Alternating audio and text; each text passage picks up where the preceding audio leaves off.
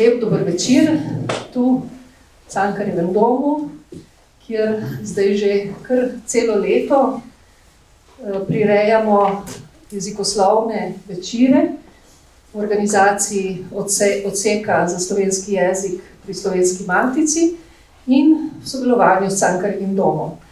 Veseli nas, da ste se zbrali v kar lepem številu.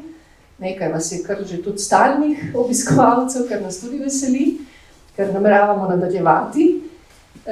In seveda smo poskušali oblikovati naša predavanja na tak način, da zvemo nekatere, bomo rekli, zelo tudi strokovne, znanstvene informacije o slovenskem jeziku in književnosti.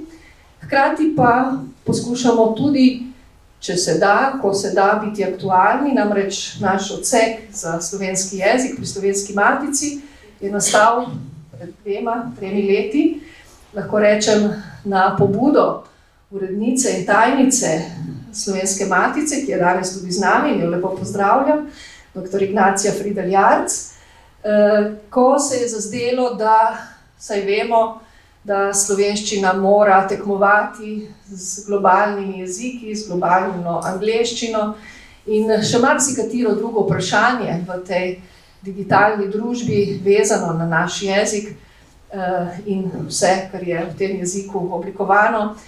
Vsa ta vprašanja so se nam seveda pokazala kot zelo aktualna in smo ustanovili odsek, ki ga do tedaj Slovenska matica še ni imela.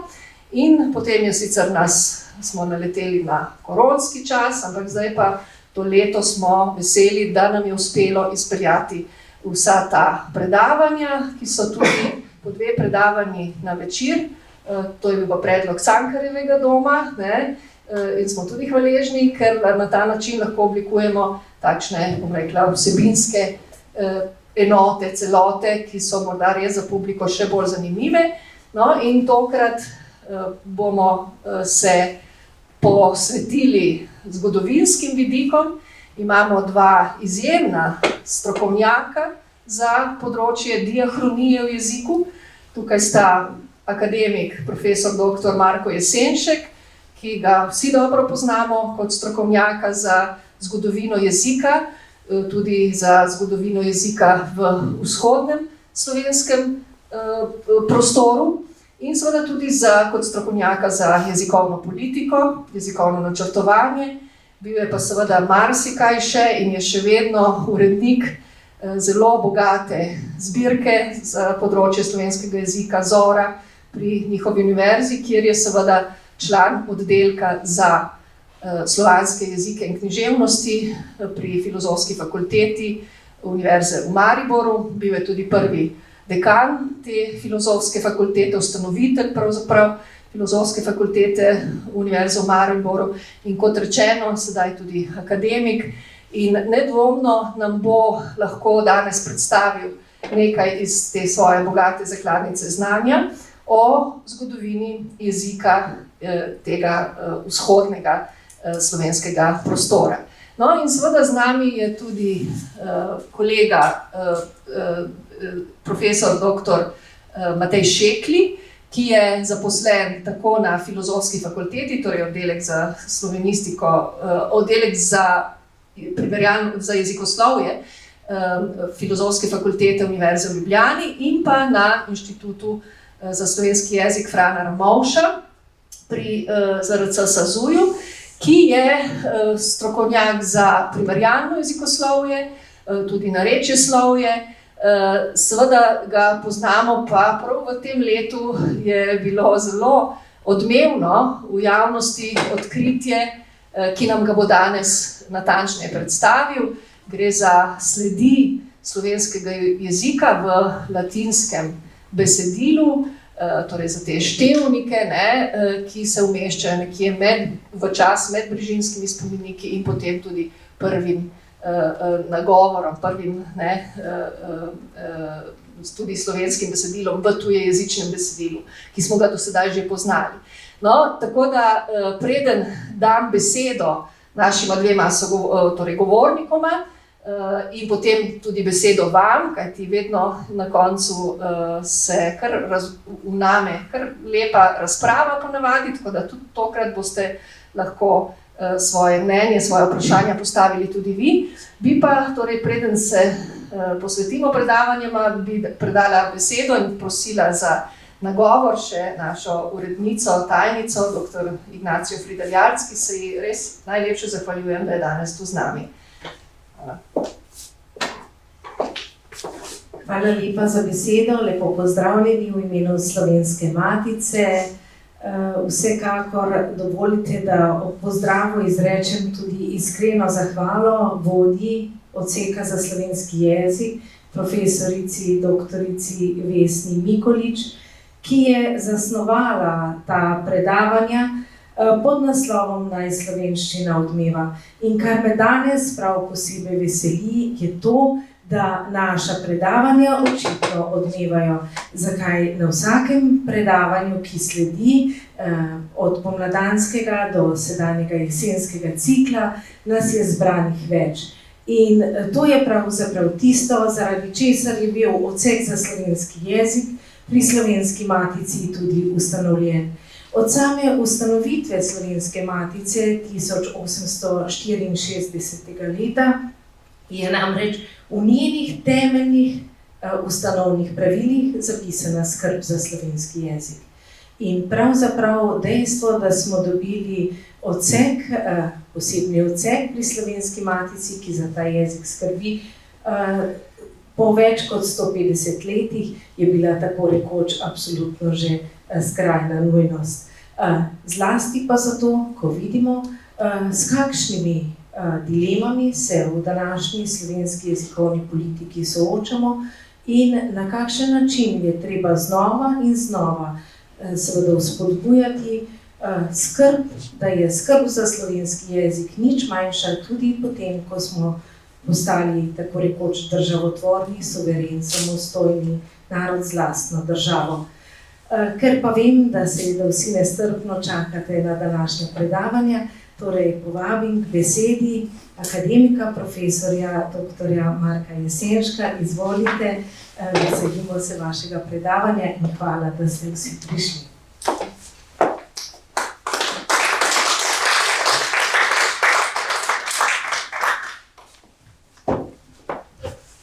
Dober večer, lepo je stati za govorniškim pultom, kaj je dvorana polna.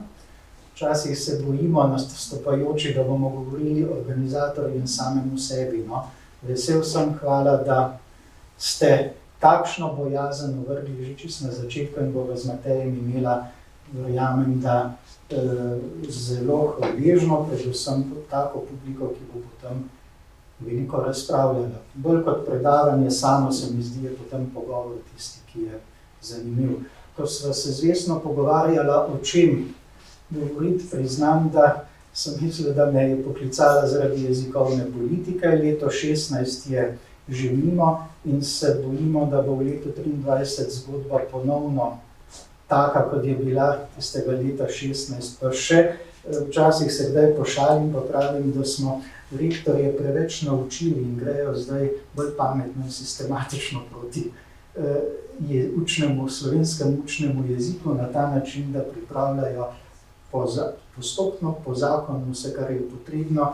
Jaz se upam, da jim bo zmanjkalo časa. Veste, tako kot je zmanjkalo časa nemščini, srbo-hrvaščini, bo tudi verjetno angleščini, slovenščina pa bo preživela.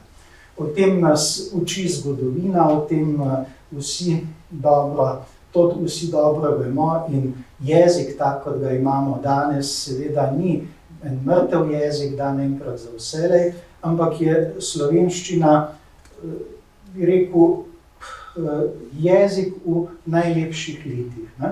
Če imamo vsi svoje na tem svetu omejen čas bivanja, verjetno ga ima seveda tudi naš jezik, ampak ta je zdaj v najlepših letih.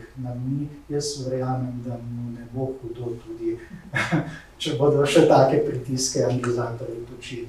Kdaj se je ta zgodba z našim jezikom začela? Ljudje veliko sprašujejo. Danes je v na internetu možno dobiti vse mogoče podatke, vendar pa se vedno znova pojavlja vprašanje, kdaj se je slovenščina rodila, kdaj smo dobili tako, kot je danes in ali je bila ves čas samo tak enoten tip knjižnega jezika. Seveda je težko odgovoriti zelo natančno tega in tega leta, dneva ob tej in tej uri, tega še skoraj za svoje otroke ne vemo več. Ne. Jaz se bolj za vnukinjo zdaj spomnim, ko je majhna še, kdaj se je rodila, za sinove pa ure ne moremo več določiti. Ne. In enako je tudi z jezikom. Slovenski jezik, tako kot ga poznamo danes, je moral prehoditi dolgo, večstoletno pot, da se lahko mi zdaj na način, kot se sporazumivamo. Verjetno so, to vsi vemo, začetki na prelomu prvega tisočletja, to je takrat, ko so nastali brežinski spomeniki. In ti brežinski spomeniki so zgodba, ki naš jezik ves čas spremlja. Takrat, vsaj tako približno poenostavljamo, je bil slovenski jezik še enoten. Brežinski spomeniki, zelo poenostavljeno povedano, ne kažejo velike narečne razcepljenosti časa in prostora, v katerem je jezik nastal. Res, da je predzgodba brežinskih spomenikov vezana na alpski in panonski prostor, vendar je to predzgodba slovenskega jezika. To je eno obdobje, v katerem slovenščine v taki podobi, kot jo mi danes razumemo, še ni bilo. Pomembno pa je, da sta bila to dva prostora, alpski in panonski, in da se je slovenščina potem iz te, če bom zdaj rekel, ničte točke iz naših brežinskih spomenikov začela razvijati na podoben način, v dveh smerih. To je zgodba, ki jo zelo radi pozabljamo. Najraje jo pozabljamo ob dnevu reformacije. Vsako leto, zdaj je zelo blizu, par tednov od tega, vsako leto za dan reformacije, potem pa celo leto seveda nič več, poslušamo Primož Trubar, začetnik slovenskega knjižnega jezika. In potem ne zvemo o Trubarju nič, o slovenskem jeziku nič, ampak imamo samo to popreprosteno ponavljanje, začetnik slovenskega jezika. In potem ljudje to poslušajo, preberejo na SMS-ih, niti ne več v časopisu, in si nekje v malih možganih zapomnimo, Trubar je začetnik slovenskega knjižnega jezika. Ko bi vsaj tisti knjižni spustili, ali pa vsaj slovenski, pa ga imenovali kako drugače, kajti dajmo se vrniti k brežinskim spomenikom. Takrat je bil jezik enoten, teoretično enoten, Bog ve, če je bil res tako, kot si domišljamo. Ne? Ampak ko je Primož Trubar v 16. stoletju začel izpolnjevati eno od tistih tez 95, to je, da je potrebno brati Sveto pismo v razumljivem jeziku, se je moral odločiti za nekaj umetnega. Takega jezika, kot ga je on začel zapisovati in v katerega je želel prevesti Sveto pismo, takega jezika takrat nihče ni govoril. Imel je edino to srečo, da je poznal stiške rokopise, torej dolenjsko osnovo, od koder je tudi sam prihajal. Starejših rokopisov niso poznali, brežinskih spomenikov tudi ne, in njemu se je zdelo samo po sebi umevno, da mora, če želi novo vero širiti med ljudmi, jo širiti v njim razumljivem jeziku, ne v takem, ki se ga sliši v Ljubljani ali pa na Raščici, ampak takega, ki ga govorijo na čim širšem prostoru, ki ga je on že tudi obvladoval. Rojen Dolenec, prvo službeno mesto na Štajerskem, no, ker sem Štajerc, ga že čisto posvojim, je pa čisto na meji, ne, tam ob Savi. Bil je na Primorskem, Bonoma je dobro poznal. Skratka, če bi danes zelo poenostavil, spet bi rekel, kranjski prostor je nekako jezikovno čutil, ko je v teh svojih zgodnjih letih po tem današnjem slovenskem prostoru potoval. In vedel je, da nastajajo razlike, hkrati je pa potem tudi v Ljubljani slišal eno govorico, ki ni bila niti taka, kot je bila njegova domača, niti taka, kot so jo govorili tam nad Zidanim mostom ali pa v Trstu in tako naprej. Mogoče, nekateri tako domnevajo, je bila ta nesrečna ljubljanska govorica tudi kriva, da je jezik, slovenski jezik, kranjski jezik šel v eno smer, ki verjetno takrat ni bila načrtovana. Torej, odmaknil se je od prevelikih vplivov nemškega jezika. Kajti ljubljanščina, če jo lahko že imenujemo, v 16. stoletju je bila pravzaprav ena zmes,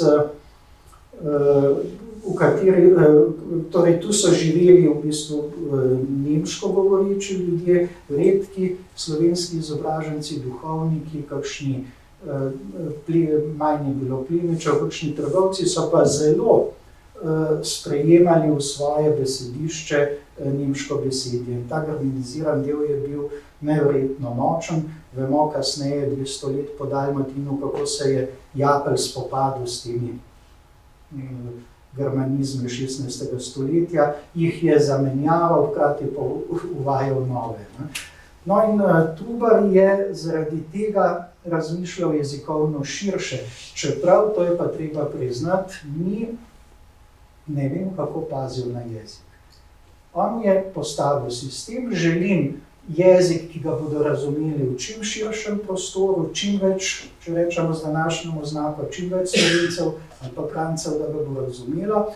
Vendar, kako bo normativno, natančno izgledal, to pa pri njem ni bilo v prvem planu. Najprej in predvsem je želel čim prej prevesti Sveto pismo. To je bila prva naloga, jezik je bil pa potem, bi rekel, neke vrste stranski produkt, ki je to željo tudi uresničeval.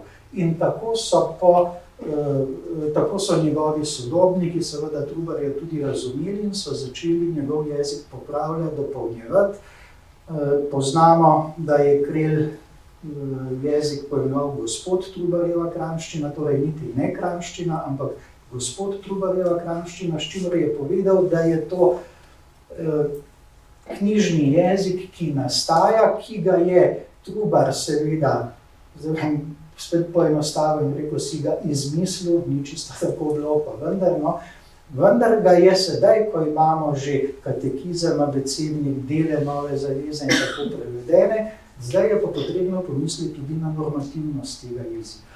In tako smo dobili gospod Trubarjevo kranščino, Kreljevo kranščino, Dalmatin, najpametnejših mož v naši zgodovini, se je pa pametno odločil. Ni se postavil na eno ali drugo stran, Slovenci se vedno prepiramo, smo tu ali tam, to je bil pa možakar, ki, pravzaprav spet ne vem, če ga lahko imenujemo Slovenca, ni se znal kregati, ampak je od obeh strani potegnil najlepše, najboljše stvari. Vzel je glasoslovno, oblikoslovno, mogoče celo podobo Trubarja, skladensko, globinsko je jezik razumel podobno kot Sebastian Krelj in tako je nastal tisti tip jezika, ki ga dejansko danes lahko imenujemo kranščina, knjižna kranščina 16. stoletja. In ker je bil to premišljen koncept za jezik, to sta se dva velika prednika naša s tem jezikom ukvarjala, Trubar in Krelj, in ker je od obeh vzel najbolje, je ta jezik zdržal 200 let. Mi si danes ne znamo predstavljati, da bi lahko 200 let, ja pa se smo že blizu, koliko časa imamo slovnice, že 76, nastajala v 60 letih. Ja, mogoče pa dobre stvari trajajo. No? Tako je bilo tudi 200 let, je ta jezik zdržal do naslednjega prevajanja Svetega pisma. In Sveto pismo, Dalmatinova Biblija, ni bila samo cerkveno besedilo, ampak tistim Slovencem, ki so v 17. in 18. stoletju pisali, tudi jezikovni priročnik. To funkcijo je Biblija gotovo opravljala.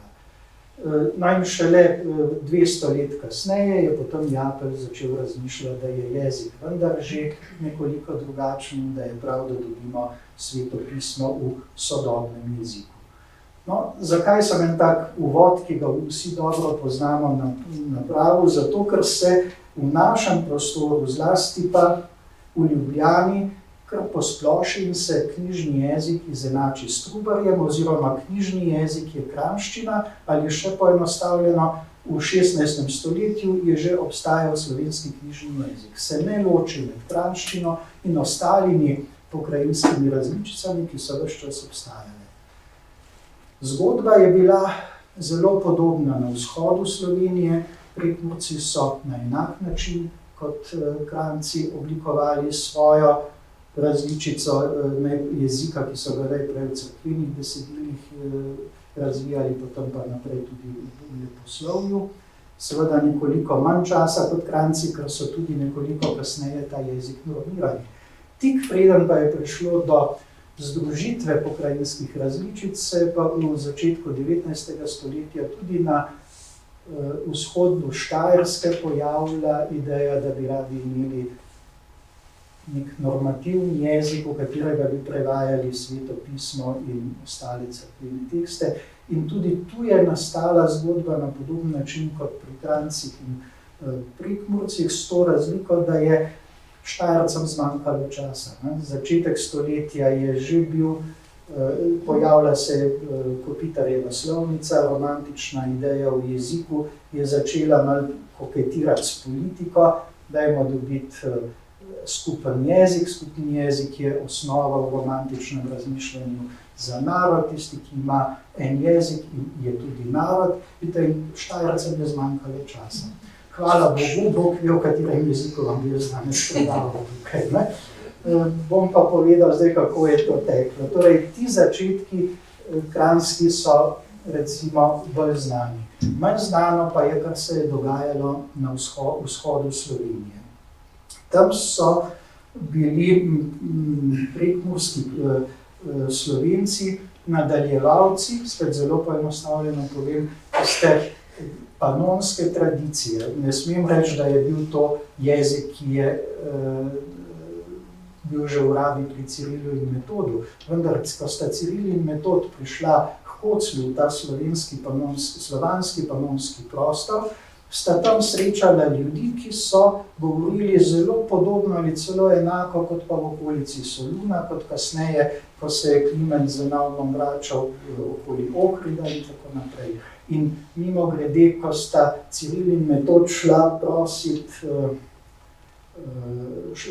papeža, da ima dovoli opravljati bogoslužje v slovanskem jeziku, da si mi predstavljamo, kakšna veličastna zgodba je to bila takrat. Trijezičje smo imeli, ne Germani, ne drugi politično kasneje pomembni igralci v evropskem prostoru niso imeli bogoslužnega jezika. Ciril in Metod sta za slovanje naredila in dobila od papeža dovoljenje, da lahko službo Božjo v tem jeziku opravljata in prevajata. Ta čas, ko sta bila pri papežu, je pri Koclju ostal Kliment Ohridski, ali pa Klimen, tako rečem, in je lahko mirno širil viro v jeziku tudi tukaj, takem približno, kot so govorili spodaj, z malo prilagoditvami. In iz te tradicije so črpali Prekmurci. Ni bil to prekmurski jezik še, ampak ta panonska tradicija je ostala v prostoru ves čas prisotna. Tudi ko so prišli Madžari, se stvari jezikovno niso veliko spremenile, celo nasprotno. Madžari so sprejeli praktično besedišče Slovanov, kasneje Slovencev, in sicer vse to, kar je bilo vezano na poljedelstvo, na dom, na družino, na to, kar so v prostoru našli. Mi smo pa sprejeli potem njihove vojaške, kasneje politične izraze, skratka take, ko jih vsak dan niti ne potrebuješ. In če danes pogledamo madžarščino, tisti, ki jo raziskujejo, tudi ki raziskujejo besedje madžarskega jezika, ugotavljajo ogromno slovenskih besed, ki so vse iz časov, recimo tam preloma tisočletja, ko so Madžari ta prostor naselili. No in iz te tradicije so izhajali tudi prekmurski Slovenci in svoj jezik so oblikovali na enak način kot Kranjci.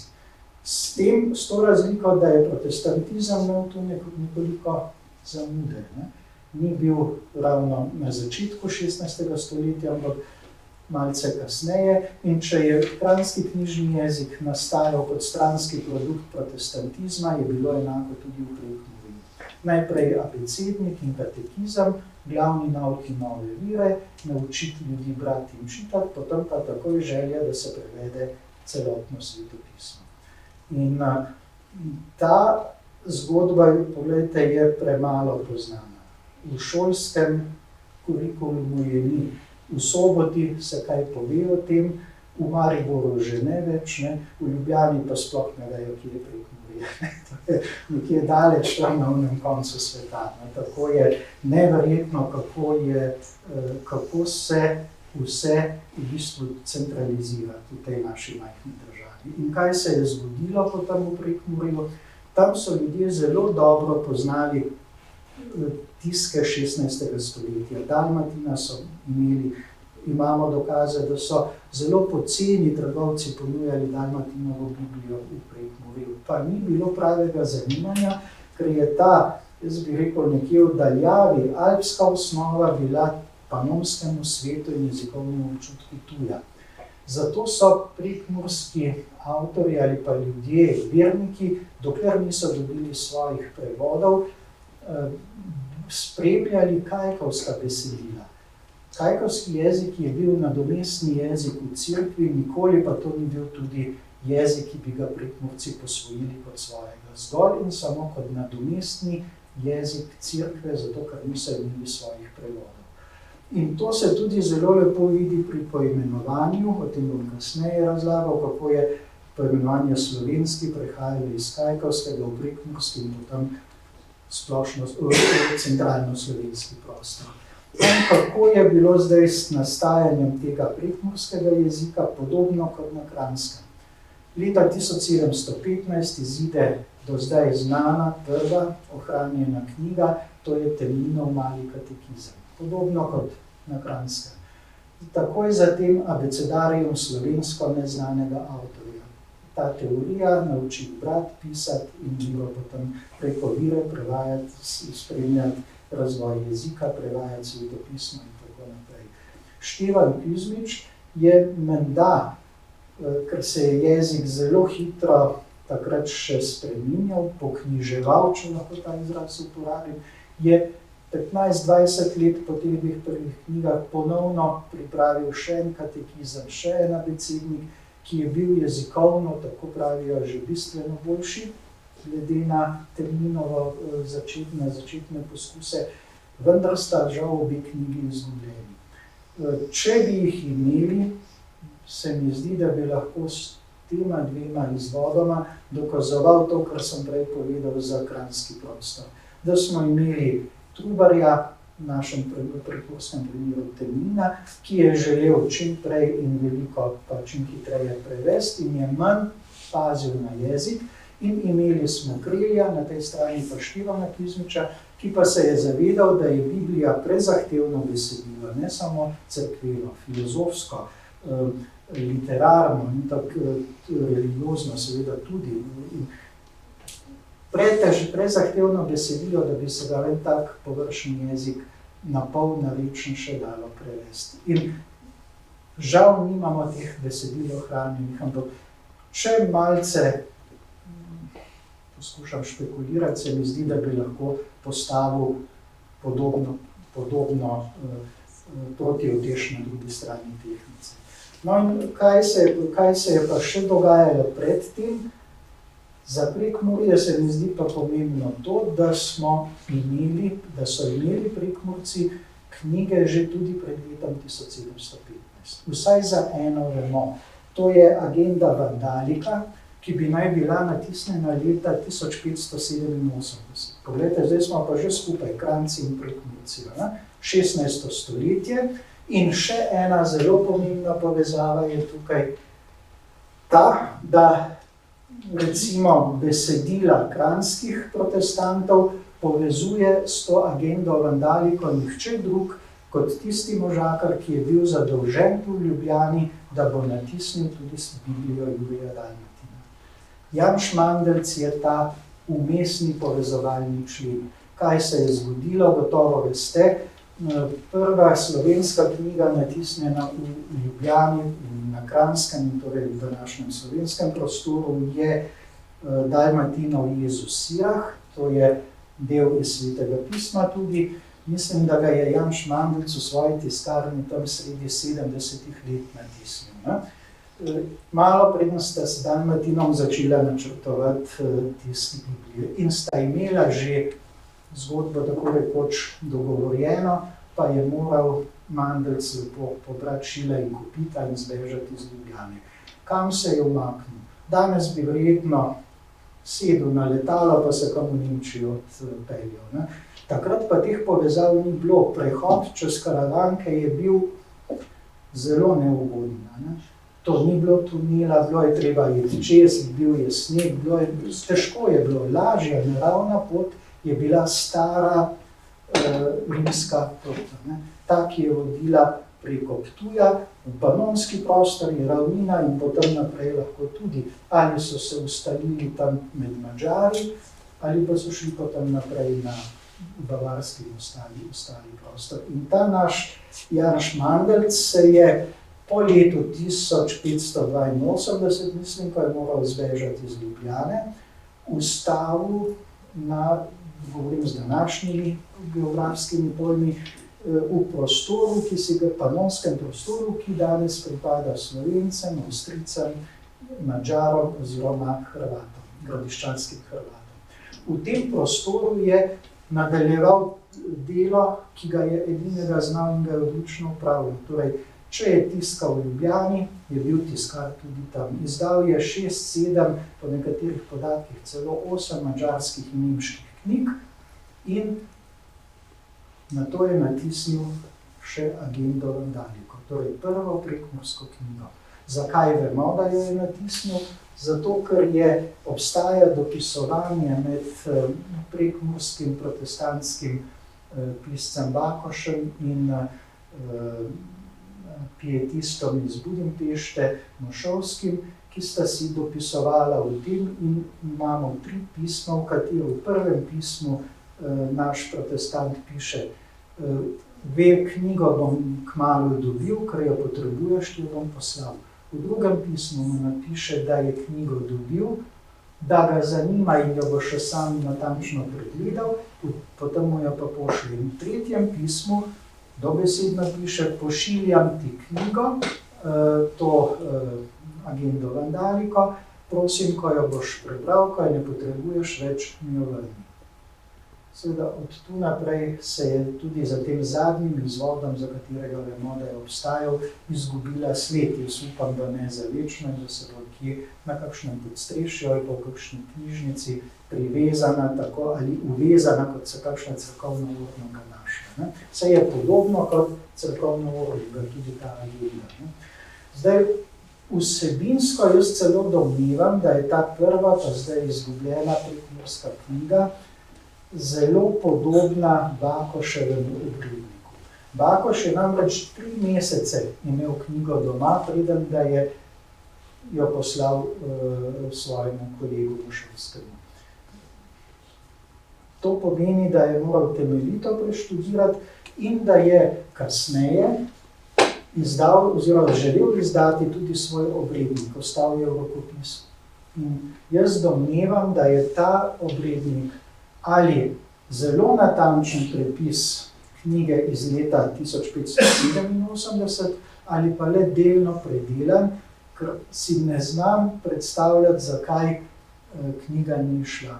Zelo malo, še manj izobražencev je bilo v Prekmurju kot pa tukaj na Kranjskem. In tisti redki, ki so bili, so vse, res vse, kar so napisali ali prevedli, tudi izdali. Dobili so mecene, dobili so podpornike in nič ni ostalo v rokopisih pri protestantih. Tako da je mogoče to, ampak to je zdaj domneva, da si je lepo izpisal ali pa prepisal to Agendo Vandaliko, da je pa ni izdal in jo je pustil v rokopisu, ker je pač ni njegovo izvirno delo. Ko sem preverjal, kakšen je jezik v tej Agendi Vandaliki, nisem mogel potrditi, da je veliko razlike med jezikom 18. oziroma 16. stoletja. Ali to zdaj pomeni, da se je prekmurščina kot izredno bolj arhaični jezik kot kranščina počasneje spreminjala, in se od leta 1587 do sredine ali pa do konca 18. stoletja ni tako spremenila, da bi bilo to pri analizi zapisanega besedila zaznati, ali pa je Bakoš bil tisti, ki je jezikovno, ne vsebinsko besedilo predelal. Ostajajo vprašanja, ki so zaenkrat odprta in ki jih bomo odgovore na vprašanja dobili, ko in če bomo to knjigo našli. To, da bi naj bil ta prekmurski obrednik pravzaprav besedilo, ki je išlo potem na Kranjskem, oziroma kranjsko besedilo, ki ga je izdal tudi Dalmatin, to ne drži, ker tisti hip, ko sem dobil v roke rokopis Bakošev, je bilo kristalno jasno, da to ni tista zgodba, kot je zapisana pri Dalmatinovem obredniku. Tako da ta špekulacija, recimo pred leti še 30 let nazaj, so še domnevali, da je pa mogoče nastala napaka, da sta imela Dalmatin in Mandl še vedno povezavo in da je Dalmatin potem obrednik, ki ga je tudi izdal, natisnil preko Mandlca, izdal tam. Ampak zanesljivo ne drži, tu je pa ogromna razlika. No in to je zdaj ta povezava, ki kaže, da je bil prostor ves čas, čeprav se Kranjci in Prekmurci med seboj niso tako dobro poznali, kot danes mislimo. Prekmurski avtorji so Kranjske poznali, Kranjci pa Prekmurcev tako rekoč ne.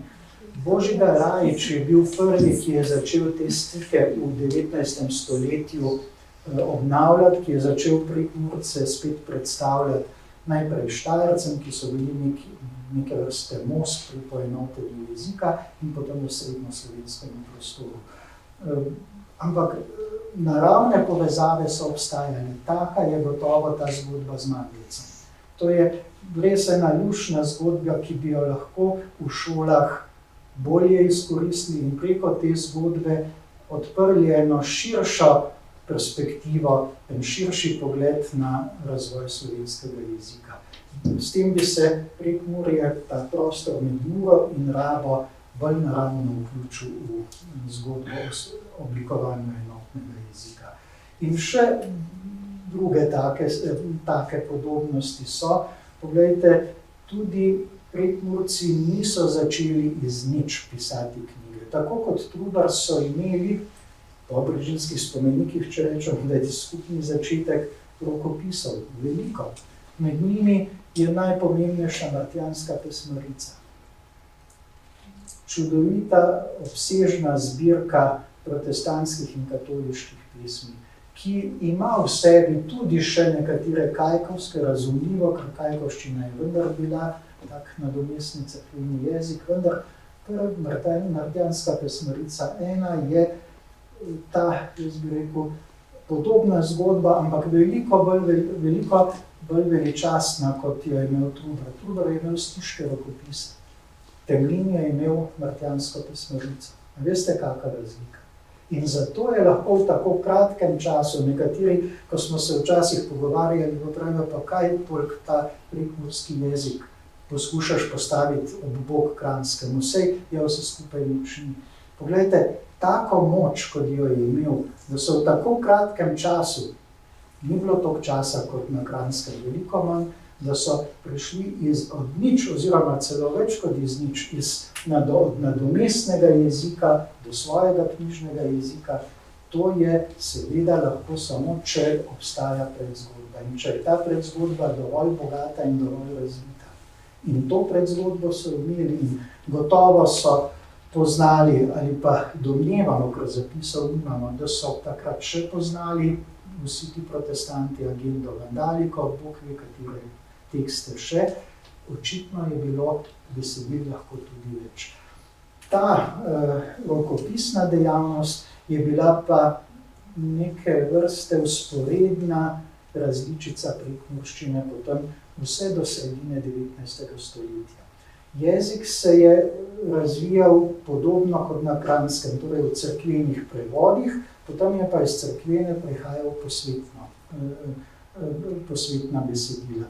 S to razliko, da so pesmarice bile v prekmurskem prostoru veliko bolj popularne, da so jih ljudje veliko bolj brali, oziroma so iz njih tisti, ki so znali, so jim prebirali jih in so se potem pesmi širile iz roda v rod tudi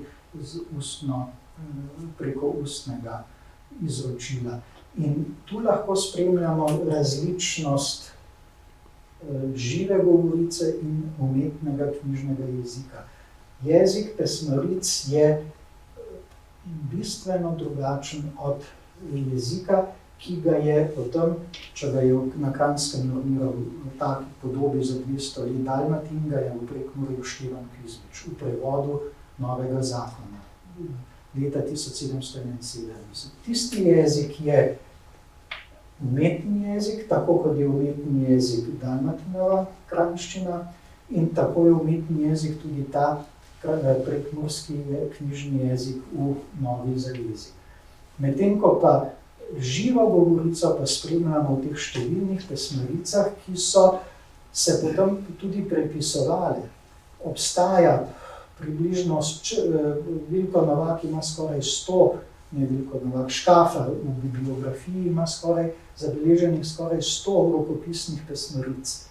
Tistih nekaj, ki sem jih lahko pregledal, dokazuje, da so se ohranjale pesmi iz martjanske pesmarice, vendar v drugačnem, nekoliko spremenjenem, prilagojenem jeziku. In to je bil tisti živi jezik, ki se je v 200 letih govoril v tem prostoru med Muro in Rabo. Za knjižno rabo pa smo imeli, tako kot na Kranjskem, umetni jezik ali knjižno prekmurščino, tako kot govorim tudi o knjižni kranjščini. In to nista bila dva različna jezika. Včasih kdo sprašuje, pravi, no pa saj praviš, a vidiš dva jezika, kranjski pa prekmurski. Ne smemo tako, to daleč od tega. Slovenščina je bila slovenščina v tej obliki, kot je danes nismo imeli. Naš prostor je bil razdeljen skozi tisočletje na Dunaj pa Pešto. Zelo različen prostor je to bil. Ta prostor, ki so ga obvladovali Madžari, je bil hermetično zaprt. Tudi iz kranjskega prostora ni bilo prave želje imeti tukaj stikov. In poglejte, kakšno presenečenje je bilo, ko so na Dunaj prinesli Kopitarju Kizmičev prevod Novega zakona. To je bilo na prelomu 18. in 19. stoletja, tik preden je izdal svojo slovnico. Navdušen je bil, je rekel, zdaj karikiram, ampak če bi ga lahko poslušal, bi rekel, kje ste pa skrivali to slovenščino? Zakaj je bil tako navdušen? Arhaičen jezik, ki je, to je zanimivo, njemu zelo ustrezal in je nekako potrjeval njegovo teorijo o tem, da se je v panonskem prostoru zgodba s cerkveno slovanščino razvijala, tako kot Slovenci radi slišimo, pa v resnici ni. Ampak Kopitar je s tem prevodom in hkrati, takrat, ko so tudi v istem času odkrili brežinske spomenike, našel nekaj, kar ga je vleklo v ta prostor, ki je rekel arhaična prekmurščina. To so tiste korenine, ki smo jih za kranjščino, ki se je zaradi hitrih dialektalnih in drugih sprememb tako oddaljila od jezika brežinskih spomenikov. In je to sveto pismo, to Biblijo predlagal svojim kolegom, epigonom, če da grdo rečem v Ljubljani, naj berejo Kizmiča, naj, kadar bodo jezikovno v zadregi, pogledajo, kakšne so tam rešitve. Celo življenje, kar se z jezikom ukvarjam, me spremlja ta zgodba z deležniki in deleži na ši. Ravnikar je seveda potem, ko ga je Kopitar navdušil, prebral to novi zakon, seveda ga je žgečkalo v ušesih, stopivši, rekši in tako naprej. Tega na Kranjskem ni bilo, to se ni govorilo. Tu in tam je nekaj oblik pri Krelju, pa v brežinskih spomenikih imamo. Vidite, tam je še, tam še imamo en, pa mislim, da ga je celo Tudor Bohoric skril med prislove. bevši, na vsem svetu bevši, pravi ta bivši, da bi naj bil prislovec, celo v slovnici zapisal. Ampak Ravnikar se je navdušil, ni imel takega jezikovnega posluha kot Kopitar, ampak če je Kopitar rekel, da je pa to jezik, ki bi lahko bil ponos našim takratnim sodobnikom in prednikom, pa je nekaj na tem. In je v uvodu svojih zgodb Svetega pisma za mlade ljudi, 1814-16, tam nekje so izhajale, zapisal v uvodu, pravi, na vzhodu imajo izrečovanja, ki pri nas niso v navadi. Tako lepo ukrajšajo poved. In je bil navdušen, namesto da bi on na dolgo razlagal te odvisne konstrukcije, pa je vrgo stopivši. Ni mu bilo čisto jasno, kaj ta stopivši pomeni. Prekmurci so imeli naravni čut, zato niti enkrat se niso zmotili. Jaz sem celotno novi zakon Kuzmičev pregledal, niti ene slovnične napake tam ni. Ši izraža predobnost, če izraža istodobnost. En je izpeljan iz dovršnih, drugi iz nedovršnih glagolov. Kako so ljudje, ki niso imeli pouka slovnice niti ene ure, to lahko potrdili, Bog ve. Ali je to vpliv grščine? Namreč Sveto pismo je bilo pri nas prevajano vedno preko nemške in latinske predloge, torej iz Vulgate ali iz nemščine, torej prevoda, pa še enega prevoda. Štefan Kuzmič je pa prvi Slovenec, ki prevaja Sveto pismo iz originalnega jezika. Ali je to vpliv grščine? Moja ubožna grščina ni taka, da bi lahko to tezo potrdil. Jaz sem potem primerjal Sveto pismo preko latinščine, tisto pa imamo srečo, na pol strani je latinski, na drugi stolpcu pa grški prevod, pa če nisem fejst neumnosti delal, sem potem našel oblike pri latinščini, pa jih v grščini prepoznaval, ampak ne moram potrditi tega, ali je to grški popoln vpliv zanesljivo, ne. En cel kup primerov sem našel, ker grščina ni imela teh participov, pa jih ima Štefan Kuzmič. To je moralo biti v občutku teh ljudi že takrat, ne. No, in to uporabi potem Ravnikar, ampak on je pa to pomešal, da tega jezikovnega čuta ni več imel in ni vedel, kaj izraža istodobnost, kaj predobnost, in pa se je Prešeren norčeval z njega. Ne. Zdaj pa vsi mislimo, da je to Prešeren pogruntal. Jaz sem prepričan, da Prešeren ni vedel, kako je s tem jezikom. Čop je stal tu zadaj. In ko so se pogovarjali, Čop, ki je dejansko Prešerna naredil na tem jezikovnem področju, celo jezik mu je prilagodil za to, da je lahko stopil na evropski pesniški parnas, da mu je to zgodbo povedal Čop in seveda Prešeren je pa potem zapisal, ne. Slovencev jezik potujčlavši, si kriv, da kovni kmet molitve dvavši. Dvakrat se je norca delal, ne. Prvič uporabuje obliko, ki tu ni živa, drugič pa uporabuje obliko na ši na tem mestu, kjer bi morala biti na č. Deležje na č. Torej, te napake, ki jih je delal Ravnikar, se je z njimi tu ponorčeval. Pa nič hudega, pogledajte, to je bilo leta 16, 8 let kasneje, 9 let kasneje, 1825 je Metelko izdal slovnico.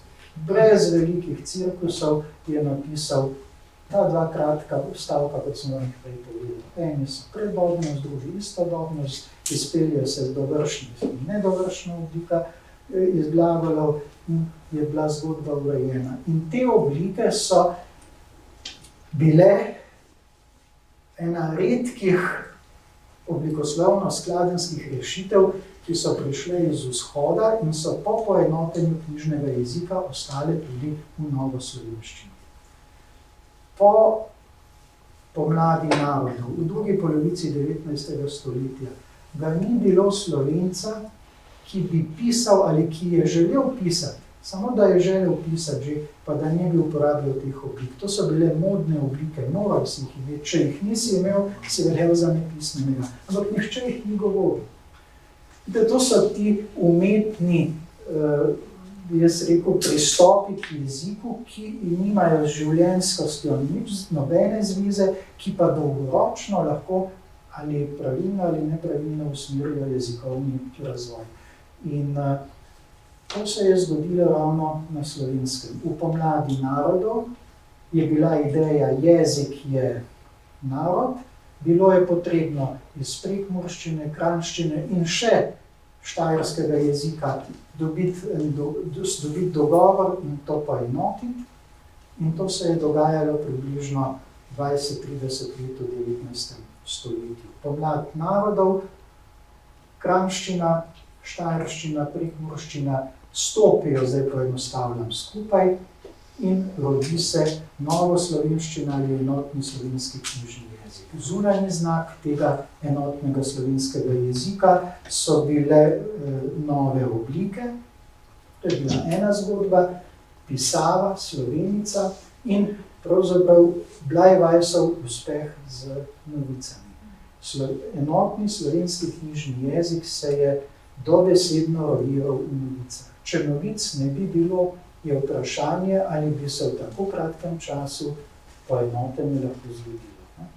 Zdaj pa jaz sem šele začel, zdaj nadaljevati, pa mi že res nakažeš, da je potrebno končati. Torej, cel štajerski del sem nekako spustil, ampak nič hudega, to je zgodba za kdaj drugič. Tam je Peter Danko, čudovit možakar, duhovnik, ki ni bil samo duhovnik in pisec, ampak je bil neverjeten politik, tudi take bi mi danes potrebovali.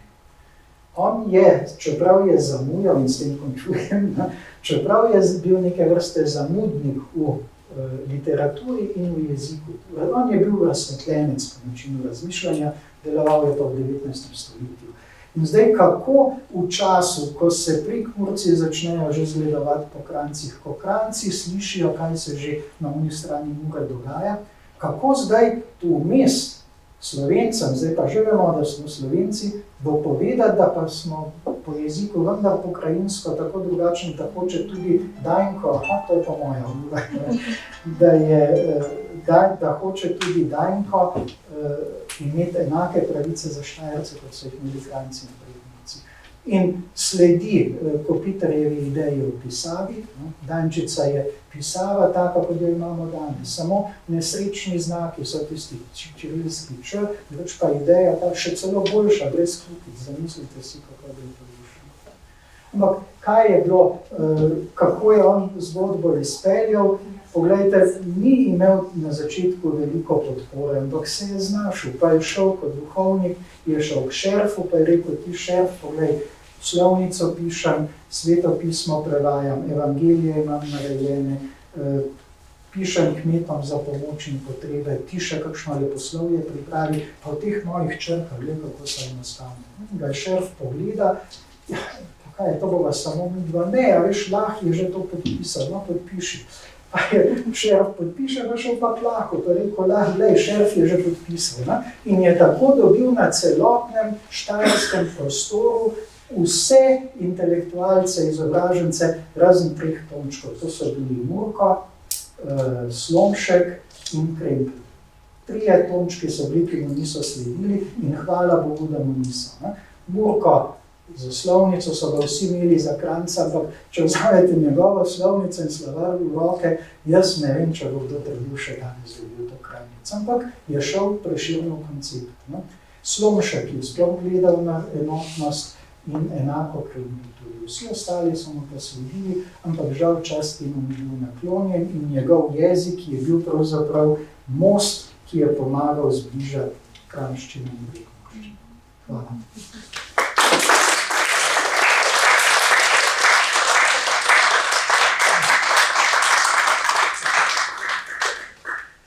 Hvala lepa. Dr. Jesenšek, mislim, da nam je tako kot Danko in Kizmič zelo uspešno približal to stvarnost. In lahko rečem, da sem tudi sama bila navdušena zadnjih nekaj let, ko me je motiviral, da sem se vključila v nekaj simpozijev, ki jih je organiziral dejansko v različnih krajih, v vinorodnih krajih, ja.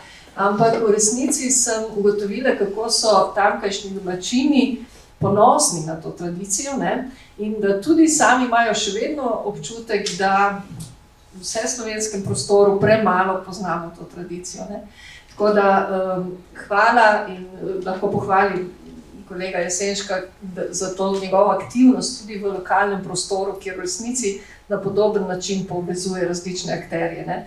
Danes je pa opravil to nalogo na relaciji Ljubljana, Štajerska in Prekmurje. Ja, hvala lepa. Bomo se še vrnili k temu. Jaz bi predlagala, da poslušamo še drugega predavatelja in potem odpremo prostor za razpravo, če se strinjate.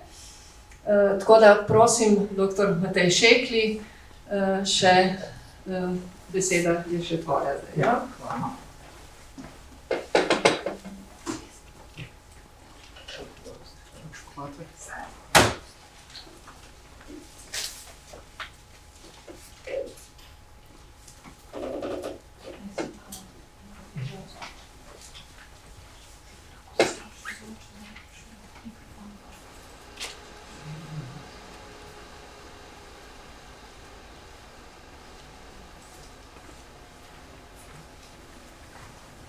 Ja, pozdravljam še z moje strani, jaz bom kar začel. Hvala za povabilo najprej Slovenski matici in sploh, se prečujem, sem pozabil, da imam Vesni za povabilo, tako da bi kar začel. Skratka, kot je že rekla, letos so zelo odmevali ti števniki in tako da je v bistvu mogoče čas, da nekako potegnemo črto in vidimo, kaj se tem letu dogaja. Skratka, prva tema bo ravno to odkritje teh števnikov iz 12. stoletja. Zdaj, tako imenovani Heiligenkreuzski rokopis, ki ima to signaturo, ki jo vidite, iz 12. stoletja je nastal v Cistercijanskem samostanu, Heiligenkreuz v Dunajskem gozdu v 12. stoletju in se hrani v tamkajšnji samostanski knjižnici pod to signaturo, dostopen je tudi na spletu, to pomeni vse fotografije. Vsebuje 181 pergamentnih listov in dve latinski deli, Janeza Cassiana Colationes in pa Prospere Aquitanusega contra Colatorem, ki sta v medsebojnem dialogu.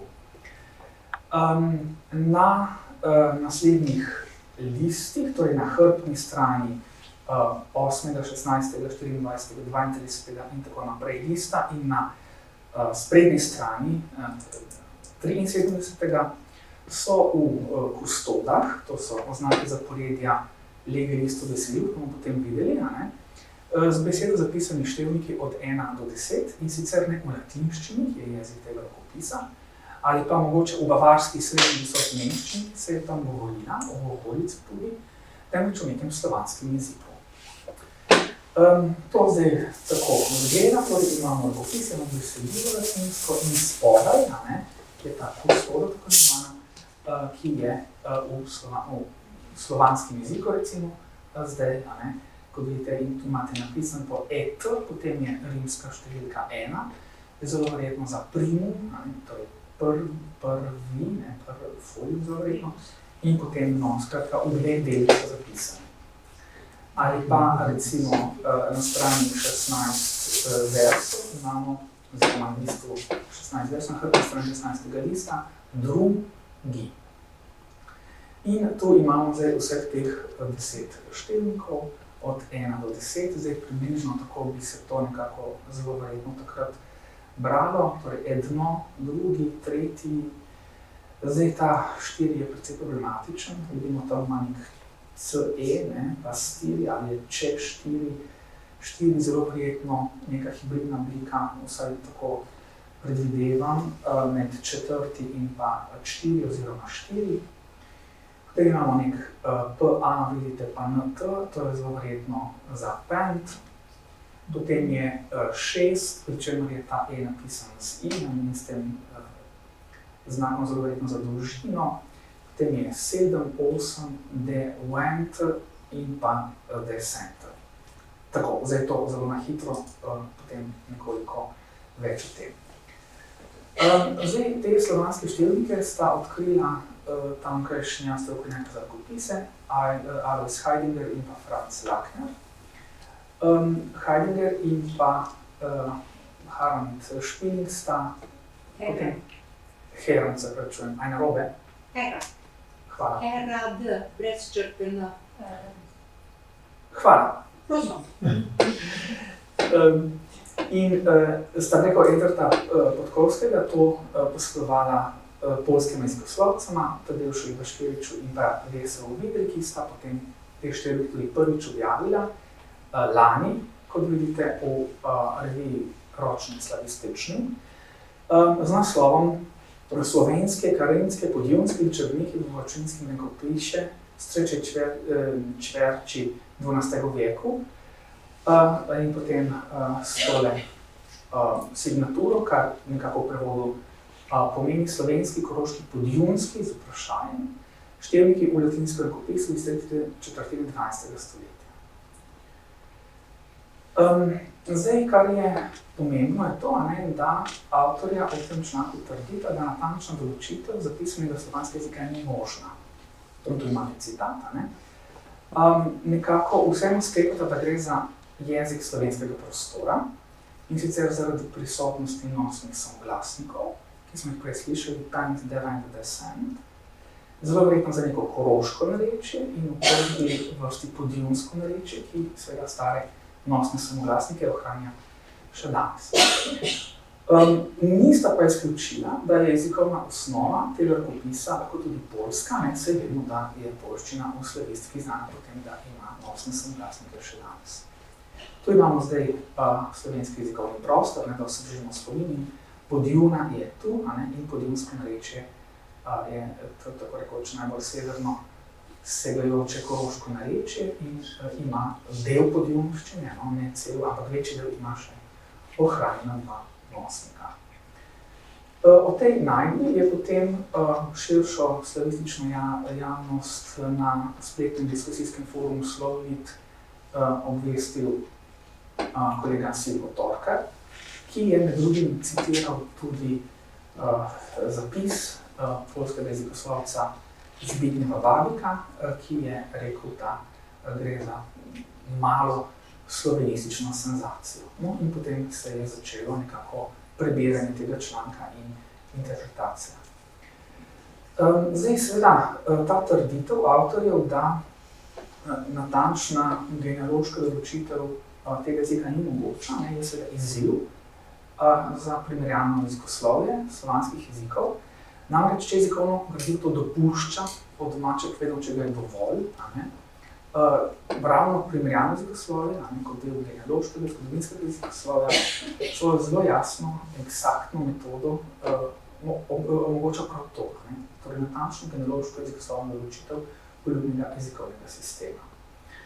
Pričemer pa seveda vemo, da je v primerjalnem jezikoslovju, genealoškem jezikoslovju najpomembnejše merilo ravno zgodovinsko glasoslovno. To pomeni najmanjša enota, torej glasovi, ki so seveda laiku zelo, zelo oddaljeni, laik vidi besedo in reče, ti imajo isto besedo kot mi, torej govorimo isti jezik, ali obratno. Sosedi nimajo isto besedo kot mi, torej govorijo drug jezik. Seveda, bolj abstraktno je treba na te stvari pogledati, lahko bi se zelo enostavno rekla, da so glasovi neke vrste genski zapis jezika. Zdaj, kaj je pomembno pri tovrstnem početju? Predvsem seveda zelo jasno je treba vedeti, da je treba vedeti eno zelo pomembno kontekstualizacijo, zgodovinsko jezikoslovno kontekstualizacijo.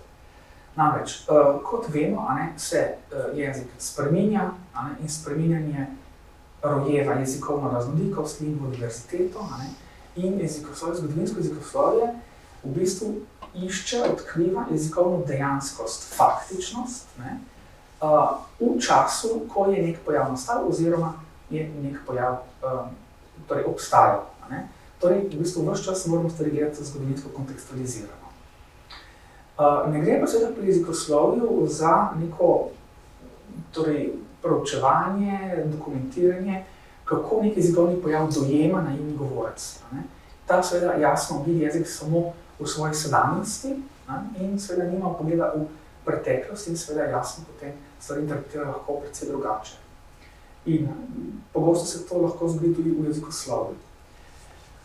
In seveda jasno, zgodovinsko jezikoslovje uporablja teorijo in metodologijo jasno zgodovinskega jezikoslovja, najprej tudi dokumentacija vseh mogočih različic jezika, torej knjižnega, narečnega in seveda zgodovinskega gradiva, primerjalna metoda in metoda rekonstrukcije. Zdaj, da ta kontekstualizacija ne bo tako abstraktna, en primer, torej to je današnji slovenski jezikovni prostor, tam na jugu ga malo manjka, ker ni še odlisan, ker raziskave še vedno potekajo v Gorskem Kotarju in bližini, in seveda jasno, če gremo v recimo da 6.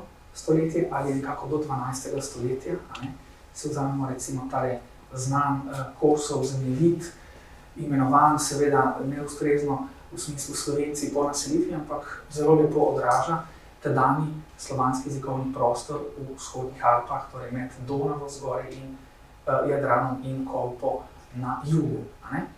In zdaj seveda, če sklepamo na podlagi tega zemljevida, ki je odkot lahko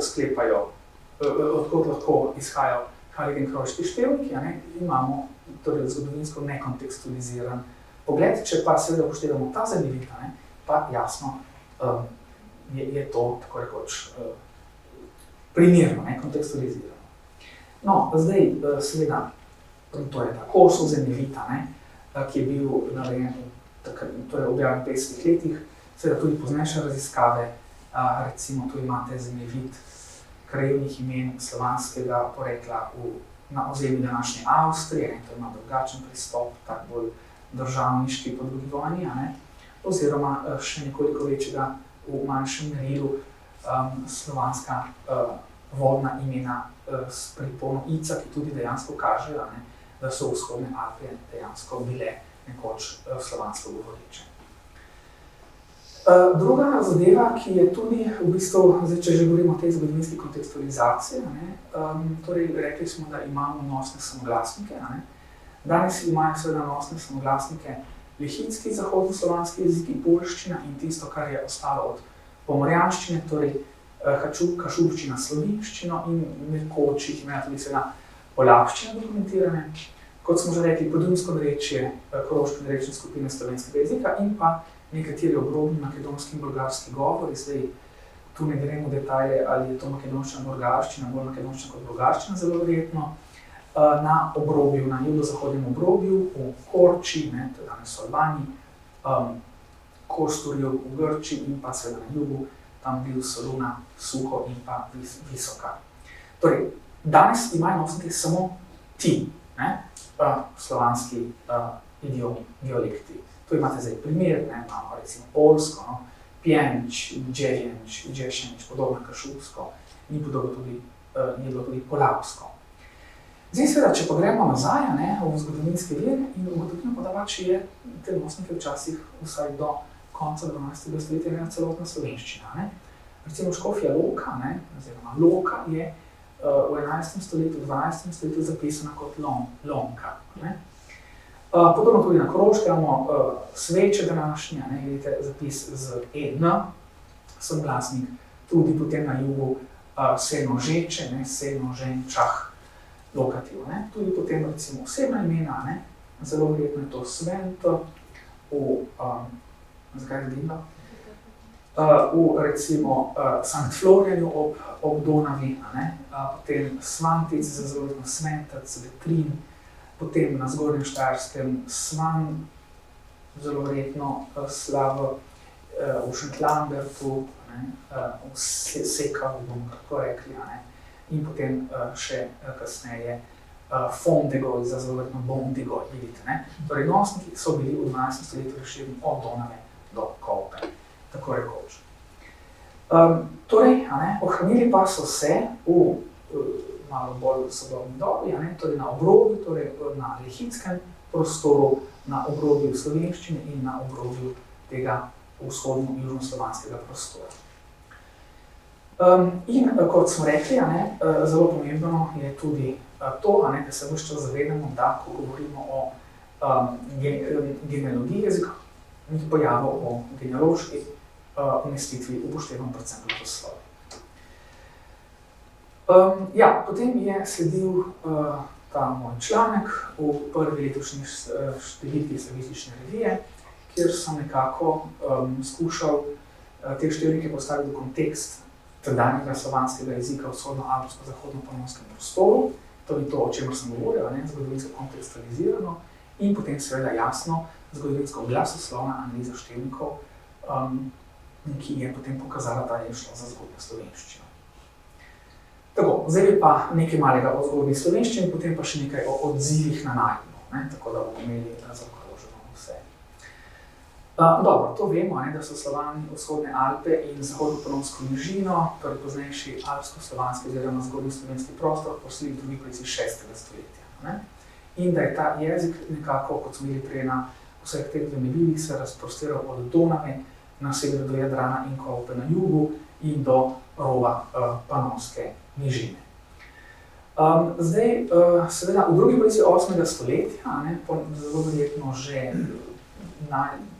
prvi stik jasno s podredicjo Karamtani in Karnirja, potem pa zagotovo v času frankovsko-avarskih vojn, začnejo vzhodne Alpe od severa naseljevati Bavarci in s seboj prinesel svoj jezik, to je stara bavarska, stara visoka nemščina.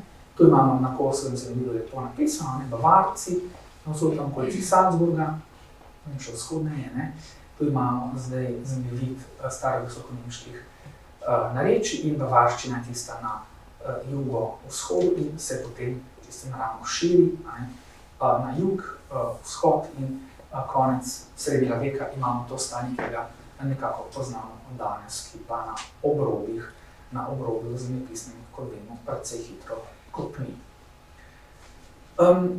Zdaj, ta slovanski jezik, ves čas govorim še o slovanskem jeziku, v tem podonavsko-alpsko-jadranskem prostoru se je seveda v srednjem veku postopoma spreminjal, od neke praslovanščine, kot je rečem, skupnega jezikovnega prednika vseh slovanskih jezikov do slovenščine.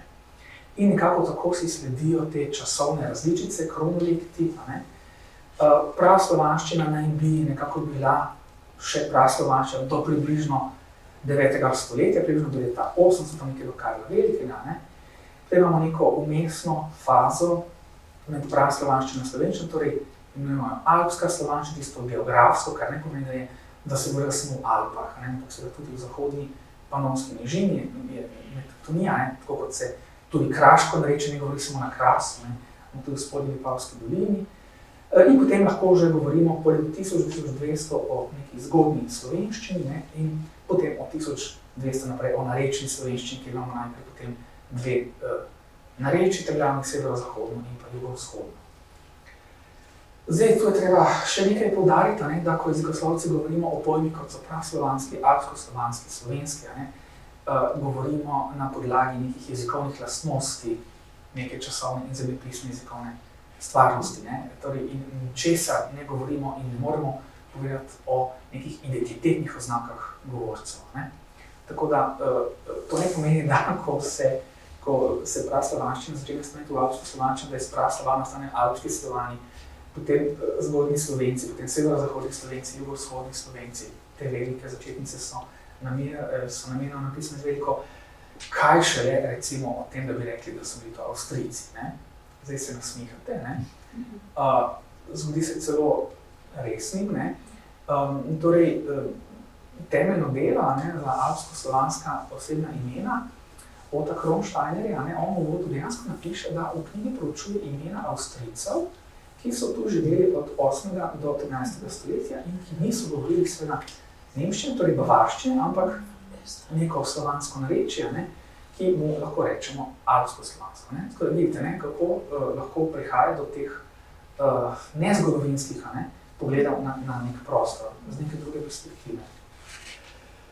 Zdaj, kako laikom razložiti genealoško jezikoslovje, primerjalno jezikoslovje, poskusimo. Torej, praslovanščina je imela neke čudne glasove. Za nas je zdaj pomembno to, da ima nek tale srednji i, ki ga imate tu napisanega v besedi sn, ki ga poznajo tudi nekateri severni slovanski jezik, vzhodni in zahodni, da je imela dva nosna samoglasnika, tu imate napisano pent, to je pet, pa zomb, to je zob. neke zaprte zloge, ki še niso bili premetani, recimo rasti, se je reklo orsti, raven je bil orvono, lakat je bil orkat, gord, torej iz gorda potem nastaje grad in iz gorda glava, ne. In pa recimo za nas so pomešetile torej soglasniški sklop tv, ne, recimo stvoriti, tvrdo, četvrto in tako naprej, ne. Zdaj, v alpski slovanščini, vidite, imamo že precej drugačen sistem, ne, torej nimamo več trdega i, imamo že sin, minusi, dobro to spustimo in imamo pa še vedno nosne samoglasnike, pent, pazom, to še vedno obstaja, tudi do 12. stoletja, ne. Zdaj, iz orsti nastane rasti, nastane raven, lakat, grad, glava, ne, in to seveda na celotnem jugu, ne, torej na celotnem jugu, torej od Donave do Črnega morja, tako rekoč, in seveda na severno od tega prostora pa nimajo rasti, raven, lakat, nimajo ra, la, ampak imajo ro, lo, ne, rosti, roven, loket, recimo v češčini imamo staro češko, recimo rosti še, ne, a ne se rovni, loket in podobno, ne. Tako, torej alpska slovanščina, imamo pa še vedno stvoriti, tvrd pa četvrta, ne. Zdaj, seveda, alpska slovanščina nekako ni neposredno dokumentirana v besedilih, imamo samo zapise slovanskih zemljepisnih in osebnih imen, ne, dve zelo znani zbirki teh besedil, Salzburško, Bratovščinsko knjigo in pa Čedajski evangelijar, tako da na podlagi teh imen pa vseeno o nekih glasovnih lastnostih lahko sklepamo in seveda proti koncu 10. stoletja tam nekako na meji med alpsko slovanščino in zgodnjo slovenščino pa imamo tudi potem brežinske spomenike, kot vemo, ne. Zdaj, kaj se zgodi, ne, torej Dorg postane Drag, ne, to imamo že recimo v Salzburški Bratovščinski knjigi in Orstislav postane Rastislav v Alpah, ne, južno od Donave. Ta je dokumentiran v Čedajskem evangelijarju in zelo verjetno se nanaša na morskega kneza Rastislava. Zanimivo je, ne, da imamo južnoslovanski odraz, torej Rastislav in ne Rostislav, kot se pa pojavlja recimo v virih na češkem in moravskem, ne. Kar pomeni, da dejansko Čedajski evangelijar odraža nek južnoslovanski jezik. No, zdaj tista zgornja meja alpske slovanščine je pa poenostavitev teh sklopov, a ne, stvoriti, četvrt, tvrd, a ne. Zdaj vidite, ne, na Salzburški Bratovščinski knjigi imamo še zapis turdila, ki ga lahko interpretiramo tudi kot tvrdila, a ne, in v brežinskih spomenikih je še oblika stvoril, ne, toda, a ne, kot vidimo, imamo potem že v Čedajskem evangelijarju že zelo verjetno trdo slavo in v brežinskih spomenikih že tudi storiti, ne. Ta dvojnost, kako alpska slovanščina dejansko prehaja v zgodnjo slovenščino, ki pa nima več, kot vidite, od tega sklopa tv, imamo že storiti, trd in pa četrt v tem obdobju, ne. Torej, zdaj, če si ponovimo, a ne, torej zgodnja slovenščina ni imela več trdega i, nima več sin, a ne, ima pa še vedno nosna samoglasnika. To je pa zdaj pomembno za interpretacijo števnikov. Ja, tudi ta zgodnja slovenščina ni, ne vem kako, dobro dokumentirana, ne, tudi tu imamo večinoma samo slovenska zemljepisna in osebna lastna imena in tale zbirka imen, a ne, iz tega obdobja pa je Sekovska Bratovščinska knjiga, Sekovskega samostana na Zgornjem Štajerskem. Zdaj, za genealogijo, torej jezika med Donavo in Kolpo, je pomembno to, a ne, da imamo v 12. stoletju, seveda prevzeto že prej, a ne, pri Mühldorfu, pri Melku, a ne, zapisano ravna, a ne, to je seveda ravna, torej ravna, neka, ne vemo kaj, a ne, neko jedro ženskega spola, a ne, danes se glasi to ravna, in seveda vidimo, da imamo ajovski odraz, a ne, kot pri tistem Rastislavu, kar pomeni, da ob Donavi nekako ne moremo računati s češčino oziroma slovaščino, nimamo rovni, ne, nimamo rovna, ampak imamo ravna. In zelo podobno, ne, imamo tudi potem že osebna imena, kot vidite, Trdislav, a ne, brez tega v-ja. No, potem okrog 1900 pa potem dobimo severozahodno jugovzhodno narečje, severozahod je bolj arhaičen, ohranja nosna samoglasnika, medtem ko je jugovzhod, torej južno od Karavank, zahodno od Julijskih Alp in Krasa pa ima potem že tudi torej izgubi nosne samoglasnike, stvar, ki se širi seveda iz ostalega dela južnoslovanskega prostora. To ni bil šele uvod, smo že na 2/3, tako da ne se bati, ne bo predolgo. Skratka, zdaj pa to apliciramo na te števnike, kaj nam ti števniki povejo seveda v tem. Zdaj seveda črkopis, tako družinskih sodnikov, kot tudi vseh teh imen, ki so v teh listinah razpršene in tudi števnikov. Vse to gradivo je bilo zapisano s črkopisom, s katerim sta se tedaj zapisovali bavarska, naprej stara in potem srednja visoka nemščina. To je dobro povedati. Že bi rekli to tedanje nemško, ne to, ko se danes zapisuje, ko se je tedaj nemščina zapisovala. S-jem se je zapisovalo, torej glas S se je zapisovalo s črko Z, Š pa s črko S, torej malo obratno, bi se lahko reklo. Torej, to vemo že iz 19. stoletja, recimo Wilhelm Braun, znan germanista, je rekel, kako so verjetno v Leipzigu, pri preladnih pri Leskinu, ko so bili o Brižinskih spomenikih, je Leskin upozoril na to, da se Brižinske spomenike da prebrati, če znate brati staro visoko nemško. In potem seveda tudi v svoji slovnici, staronemški slovnici, je kot eno izmed standardnih znanj, torej se obšel tudi Brižinski spomeniki, ki dokazujejo, posebej dokazujejo neko drugo spremembo, da se je nemški S spremenil v Š, da ni bil skugin, kot imamo mi, skrden, ampak po letu 770-750 postane škugin, šolne in tako naprej. Skratka, zdaj, če to zelo, da ni bila recimo misa, ampak je bila miša, iz česar je tudi slovansko potem maša. Tako da, te stvari so znane, v staro visokonemških slovnicah do 16. zdaj, do 2018. S to grafijo so se ukvarjali tudi predvsej mnogi, Pirkeger, to je tudi dobro vedeti. Vidite, on pravi, da pisava ne odraža staroslovenskega glasovnega sistema, ampak dejansko, torej, da je ta zapisan staro-visokonemškim izgovorom. In to seveda jasno tudi Fran Ramovš ve, jasno, pisec Brižinskih spomenikov je bil, kako že rečeno, učenec starobavarske grafične šole in je vladal staro-visokonemško grafiko zelo dobro. Torej, to potem imamo tudi pri tej izdaji Ramovško od leta 37. Kot smo že rekli, so ti števniki zapisani v dveh delih, vmes je ta rimska številka in en del je spredaj, drugi del je pa zatem. In zdaj, če pogledamo grafični glasoslovno interpretacijo, vidimo, da v bistvu imamo to, kar sem prej nekako prebral. Malo problematična je ta četrti števnik, zdaj ne vemo. Mogoče vidimo zdaj to, da se v teh posodah mešajo vrstilni pa glavni števniki. Torej drugi, tretji, pa eno, pa pen, šest in tako naprej. Tako da mogoče je hotel pisar napisati četrti, pa potem štiri, v slovenščini imamo to dvojnico, četrti, štiri. Torej, večina števnikov je glavnih, danes bi rekli 4, 5, 6, 7, 8, 9, 10 in dva vrstilna, drugi in tretji. Ta četrti je problematičen.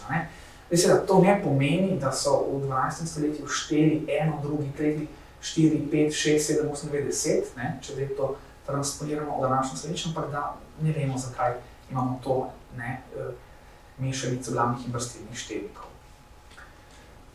In zdaj, če odgovorimo na to vprašanje, zakaj je jezik teh števnikov zgodnja slovenščina, zaradi jasno glasovnih lastnosti, zelo jasnih, en arhaizem in eno inovacijo imamo in seveda to je na eni strani ohranjanje praslovanskih nosnih semglasnikov, pent, devent, descent, in pa to, da torej to je arhaizem, torej staro stanje, in pa seveda eno inovacijo, novost, da nimamo več torej trdega ija, zapisan je z ijem, zdaj je ri, se je zapisoval v Brižinskih spomenikih in potem tudi kasneje kot u, i, u, ji, z g-jem, j in tako naprej. Tako. In seveda, ti dve lastnosti jasno ločita ta prostor med Donavo in Kolpo od poznejšega češko-slovaškega jezikovnega prostora na eni strani in delno tudi, torej kar se nosnikov tiče od poznejšega južnega dela, torej kajkovščine oziroma čakovščine.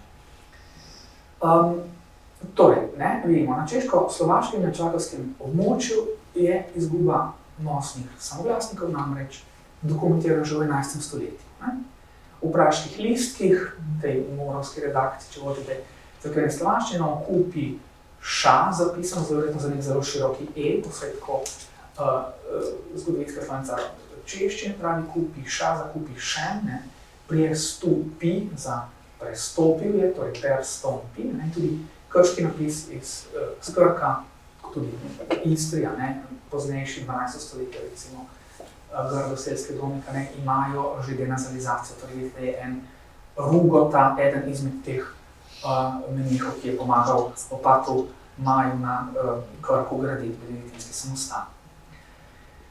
In zakaj ta jezik ne more biti poljščina, čeprav ima nosnike, zato ker seveda nima več trdega ija, nima več irija, torej poljščina je v tem obdobju v 12. stoletju, torej vsi zahodnoslovanski jeziki so takrat imeli še trdi i, torej staropolsko je čtrd, še v 14. stoletju. Torej, zdaj, če nekako povzamemo, jezik Haligenkroških štelnikov je nekoliko mlajša različica jezika družinskih spomenikov, če zelo enostavno rečemo, še bližja sodobni slovenščini kot družinski spomeniki. Torej, družinski spomeniki imajo še vedno jasno nosne samoglasnike, kot tudi Haligenkroški štelniki. Ima še ostanke trdega ija, imamo zapisano biti in biti, to da sinove razmere je 5:53, torej iri se je zelo umikal že tam pred 1000, in zdaj seveda ta en primer, ki ga imamo, se nimamo veliko, nam kaže to, da jerija ni, čeprav je za trjen, ni za kakšnim ustničnikom, zagotovo zelo vredno, torej ga ni, če preberemo. Zdaj, zakaj je pomembno? Zdaj, seveda, jasno, zdaj, vse to, kar smo dobili na novo, jasno potrjuje rekonstrukcijo mestne časovne različice slovenskega jezika 11. in 12. stoletja. To, kar je zdaj nekako primerjalno jezikoslovje, zgodovinsko jezikoslovje rekonstruiralo, na podlagi gradiva, ki ga imamo na eni strani družinskih spomenikov, okrog 1000, potem pa tistih pozno srednjeveških rokopisov, ki že izkazujejo slovenščino, ki je zelo blizu tistih 16. stoletja, najstarejši znani celovški ratiški rokopis. To se je zdaj potrdilo. V bistvu to, kar je jezikoslovna znanost hipotetično napovedala, je zelo odkritim zgodovinskim jezikovnim gradivom potrjeno. In seveda to pomeni, da je ta teoretično-metodološki pristop zgodovinskega jezikoslovja relevanten, da drži in da jasno, da gre za delo več generacij. Torej 200 let ima že primerjalno jezikoslovje, znanje se nalaga, sedimentira, nima nekih abruptnih metodoloških preskokov, kopernikanskih obratov, recimo, ki bi se širili z druge strani Atlantika v dobi 20. stoletja, tako da zadeva nekako zdrži. Zdaj bi pa še na kratko nekaj zelo malega povedal o odmevih tega odkritja, kako je to, vse razil v znanosti je bilo to znano že v slavistiki od konec prejšnjega leta, v slavistiki, torej v širši slavistiki, ki smo to brali, eni so to vedeli že pred 10 leti, o tem več v razpravi. Kot veste, je tisti boom nastal v televizijski oddaji Dnevnik 12.6., tako zgodno poletje, kjer sta Špela Kožar in Petra Kozg-Namuš, je tak prispevek, tudi intervju z mano in s akademikom profesorjem dr. Markom Snojem, torej Špela Kožar o tej najdbi. Petra Kozg-Namuš pa se odpravila v Heiligenkreuz in tam intervjuvala najditelja teh dveh štelnikov, tak zelo korekten prispevek, poglobljen, torej v dveh delih, zelo lepo so potem tudi te časovne različice predstavili grafično, tudi te številke, tako da v bistvu to, kar v bistvu je naloga nacionalnega radia in televizije. Tako da smo veseli, da je tako, ampak bilo bi lepo, ko bi bilo samoumevno, da je tako. Ne? Zdaj se bom samo osredil na to, kar je dejansko bilo na nacionalnem radiju in televiziji, kar so povzemali tudi drugi mediji, bolj ali manj natančno. Potem imeli nek intervju z mano o oddaji Jezikovni pogovori in potem še oddaji 8. dan, tudi še isti teden. Tako da to je kar bilo takrat precej aktualno, kot veste. Ne? Zdaj, ob odkritju se v tej oddaji v Dnevniku pojavi prevod Heiligenkreuza kot svetokriški, zelo domiselno, ampak stališča tega, kako v bistvu danes uporabljamo imena na današnjem, tujem, ki nimajo kontinuitete v slovenščini oziroma niso povezani nekako, mogoče spominja malo na tisto, na Janežičev predelnik, Antona Janežiča, Brizinski, leta 1954, kasneje Brižinski, tako da to nas lepo pouči, da se zgodovina primer tega pretiranega mogoče polizma lahko ponovi. Druga zadeva, ki pa je bila, ki so tudi mediji precej pograbili, je to, da je Alois Heidinger tam postavil domnevo, da je moral biti pisec seveda iz Slovenije, citirano, tle sem prepisal po zvočnem zapisu za listiko stično. To je sicer možno, ampak ni pa nujno, da je seveda bil iz Slovenije, zato ker se slovensko govori danes v Sloveniji. Torej, lahko bi bil od kodarkoli z tega prostora od Donave do Kolpe. Tam, kjer seveda so bili nosniki in kjer ni bilo več trdega ina. No, Heiligenkreuzski številki so našli pa tudi učbenike in učbenik za slovenščino, za srednjo šolo, čisto po naključju, ker je pač prva naklada zmanjkala in potem je urednica Aleksandra Lutrijanca rekla, imate kakšne popravke? Je eden od avtorjev, kolega reči, kaj pa če dali števnike noter, Se je dobro, pa dejmo, sej tako, in potem seveda najprej sem bil zelo vesel, potem, ko je pa nekako to bilo izbran, pa potem človek gre spat si reče, pa tako, kaj pa če ne drži, Mislim, so tudi taki dvomi, tako da v bistvu zdaj v tem poglavju, ki je prej se imenovalo Brižinski spomeniki, 1972, zgodnja slovenščina, 11. stoletja, prej je bil samo en pod razdelih Brižinski spomeniki, zdaj se pa nekako smo dodali še tega zgodnjih slovenskih številk v Heiligenkreuzskem nakopisu. Druga polovica 12. stoletja, v dataciji mogoče malo kasneje, zagotovo. In potem imajo še prevajnik raziskovalni izziv, da skušajo prepoznati števnike in jih povezati s sodobnimi števniki. Tako da tudi raziskujejo, seveda, ves čas moramo tudi pri pouku slovenščine, kjer poleg tega jasno, da razvijemo slovesnost možnost in sistematiziramo slovnico pravopis, ves čas moramo misliti tudi na tisto točko, v učnem načrtu vedenje, kako je že o jeziku, narodu in državi.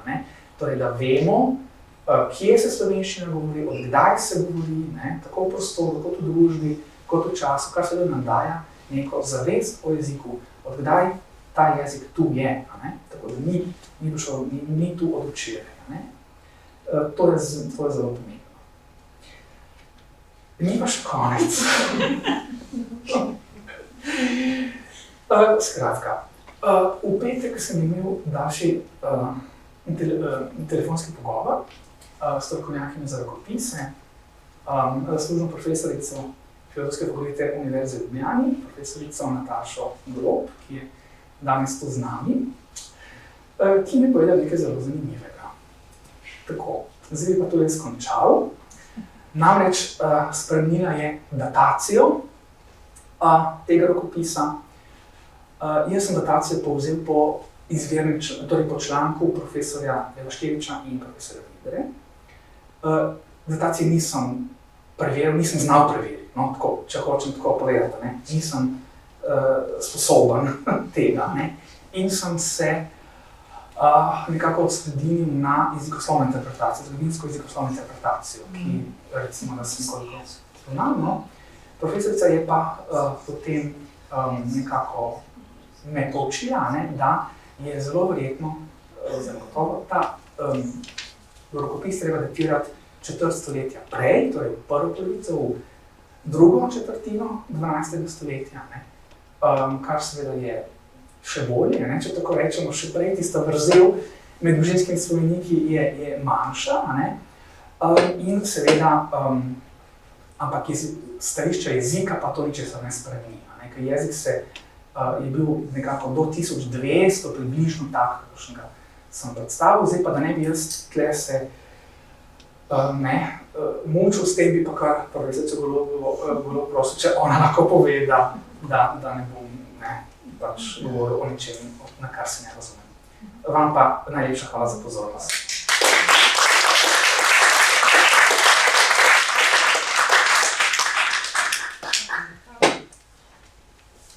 Hvala lepa tudi dr. Šekliju. In tako kot je že napovedal, prosim, profesor Golob. Jaz sem se to naučila, čisto majhna. Jaz pa vpet. Izvolite. Lepo, hvala lepa, da ste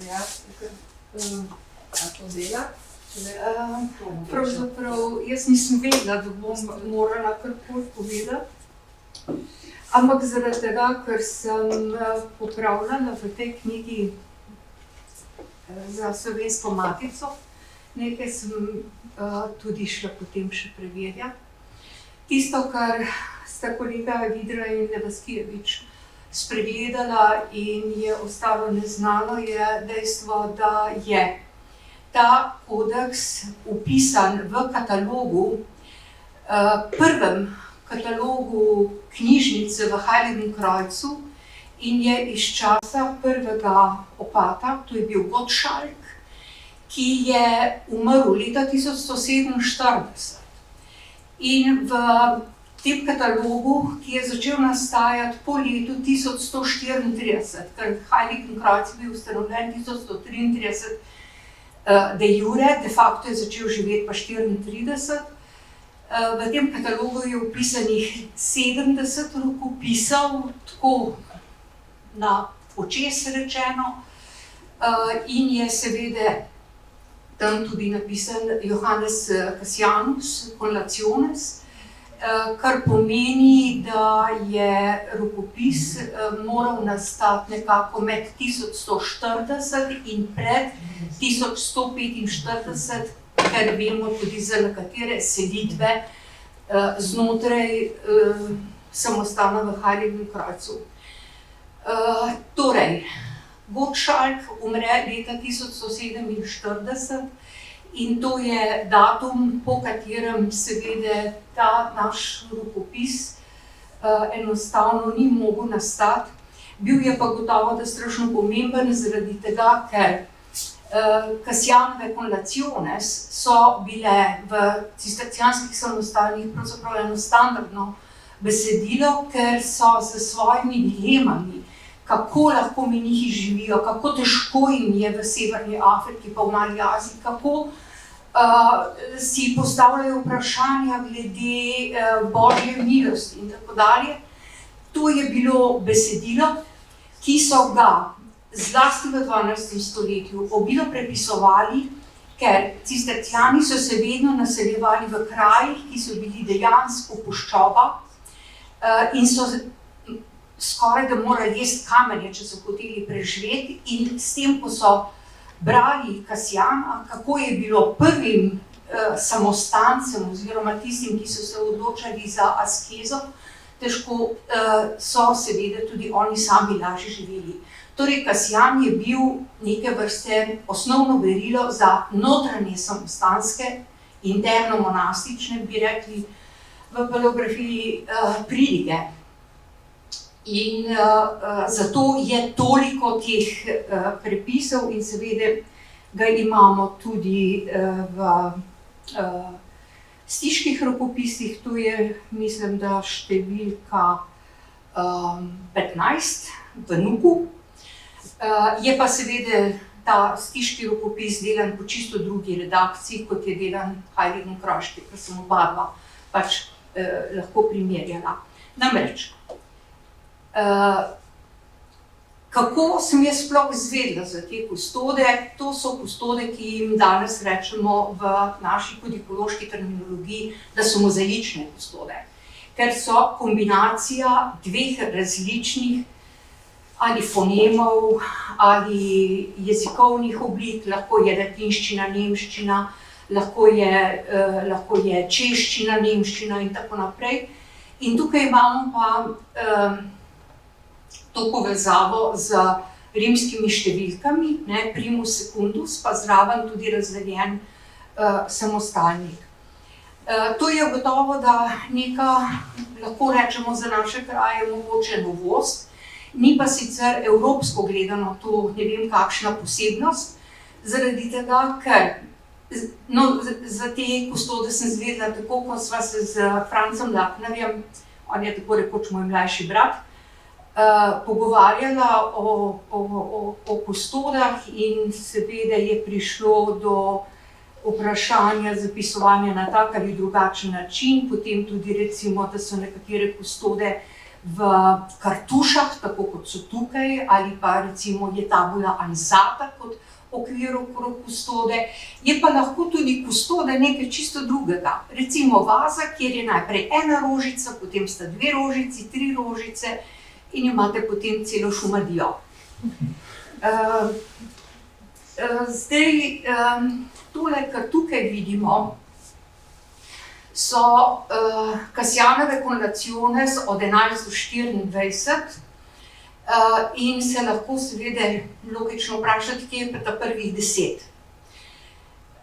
To, kar danes poznamo kot rokopis številka 250, je razvezan in drugače vezan rokopis, ki je bil v Gottschalkovih časih. Takrat v Gottschalkovem času so bile Conlationes en sam kodeks, ki je imel spredaj besedilo, ki je govorilo o prepoznavanju Boga in na koncu potem še dodano besedilo Prosperja Akvitanskega, ki se nanaša na problematiko, ki je v 13. Conlationes. No in osnovna vezava iz Gottschalkovega časa je propadla. To je bila težka monastična vezava z recimo en prst debelimi lesenimi platnicami, ki so jih preprosto miši pojedle. In je tudi bilo veliko rje in je bilo tudi nekaj plesni in podobno in so potem razvezali v dva približno enako debela kodeksa. In to sta danes kodeks številka 62 v Heiligenkreuzu in kodeks številka 250, ki ga imamo pač tukaj. Ta rokopis, ki ga smo danes videli, je strašno zanimiv tudi zaradi tega, kolega Šetli bo vedel, ker ga je gotovo da dobro pregledal, da imamo eno celo vrsto paratekstualnih oznak, to so recimo manikule, potem biserni križi, potem so biserne vrvice, potem so profili z kozjo brado in tako naprej. To so vse sijajne oznake, ki jih je naredil bralec iz zgodnjega 14. stoletja, to je bil Ambrosius von Heiligenkreuz. In Conlationes so dobile v njegovem delu potem tudi nov komentar in ta komentar se je pa seveda nanašal predvsem na herezije tam okrog leta 1300, ki so bile v tem širšem dunajskem okolju. Zdaj, jaz ne vem, ali... Samo to bi rada povedala, takrat, ko mi je pred približno 10 leti Franc Lakner povedal za te kustode, je rekel, zala sva jih videla, je veliko nazadnjih glasov, sva poslala najprej Heradi, ker dela rokopise iz Avstrije, ki so na Poljskem in to dobro pozna. Herada je to potem poslala v Poznan, in tako se je vsaj v njegovem vedenju za nekaj časa odmaknila interpretacija teh postopkov. Hvala lepa.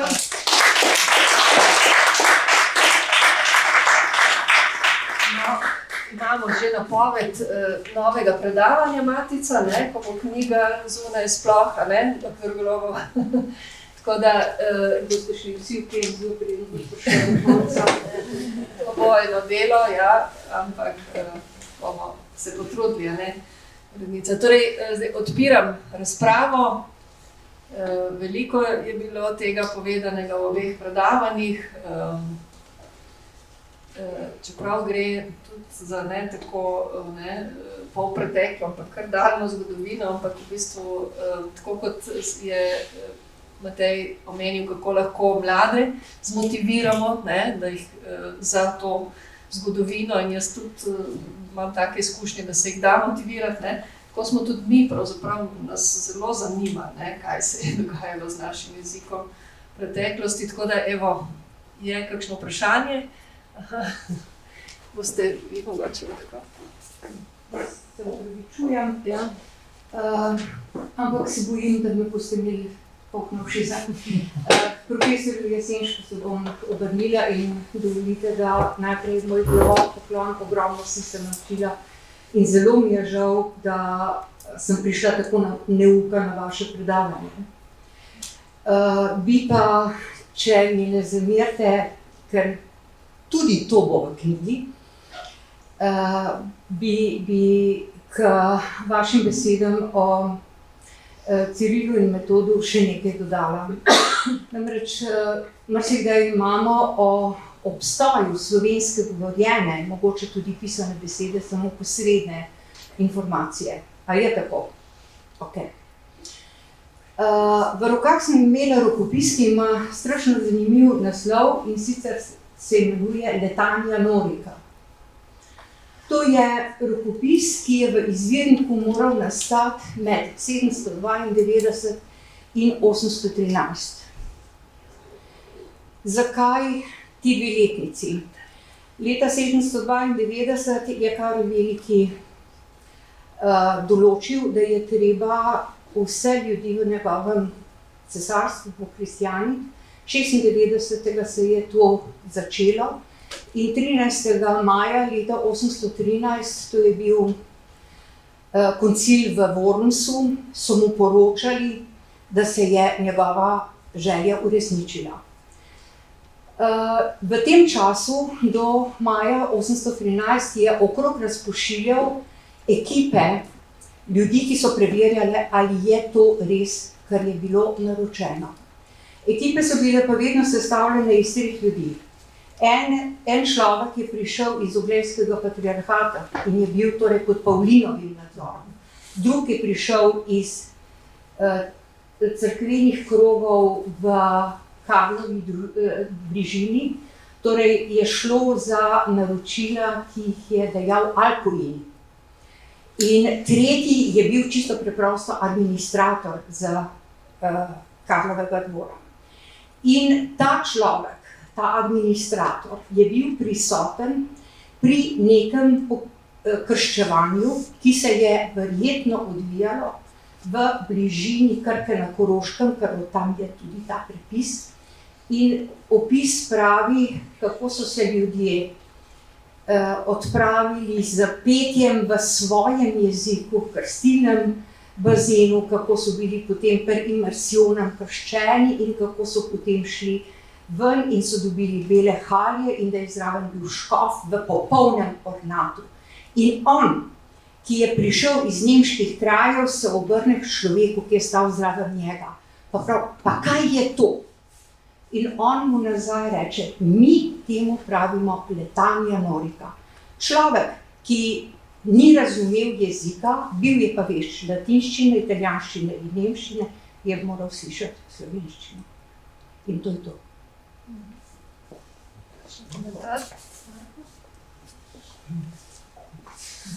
Ja, hvala za ta zanimiv drobec iz naše preteklosti. To so zelo zanimive stvari, res jih ne poznamo. treba se je več poslušati, različne vide med seboj sodelovati in bomo lažje mozaik sestavljali. Dokončno ga pa verjetno ne bomo nikoli. Ne? Hvala za to informacijo. Kakšno vprašanje? Boste vprašali?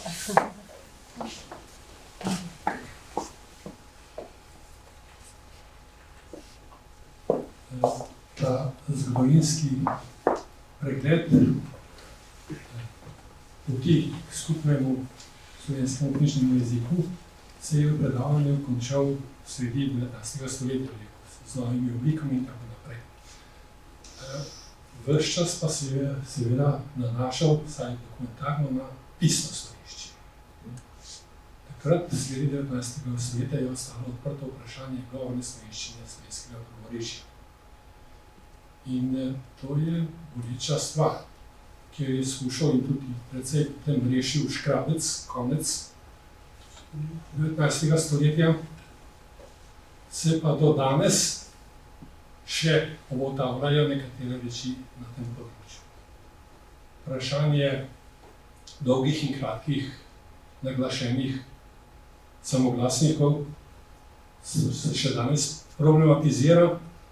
V predlogu, vsaj tistem poskusnem smotiču, novi slovenski pravopis so kratki naglašeni soglasniki likvidirani, tako rekoč, ne zaslišano, ampak tako je. Podobna zadeva je glede vprašanja tonemskega in netonemskega naglaševanja. Tako da ta vprašanja zgodovinskega poenotenja oziroma stabilizacije slovenščine tudi na pravorečnem področju je po svoje aktualna zadeva in se z njo ne kaže igrati, kako se kaže tisti poskus pri poskusnem smotiču slovenskega pravopisa.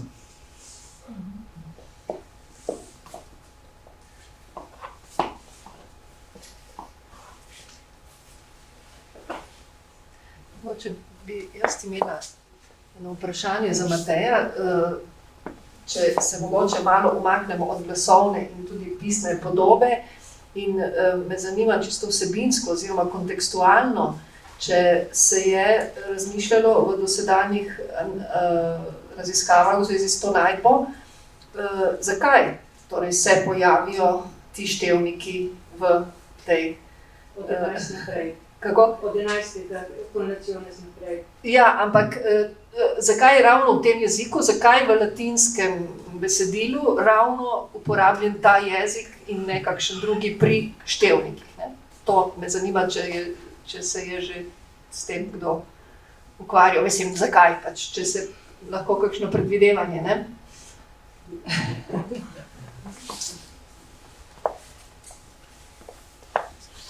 Srednji vek je bil dosti bolj jezikovno pisan in odprt. Lahko tudi rečem, ker sem meja tiče, vsaj kar sem jaz do zdaj pregledala, pa kar poznam, manj striktno zaprt, ker stalno srečujem tam recimo od 12. stoletja, se pravi od Abavus Majo, recimo iz Stične, da so nekateri teksti naenkrat večjezični.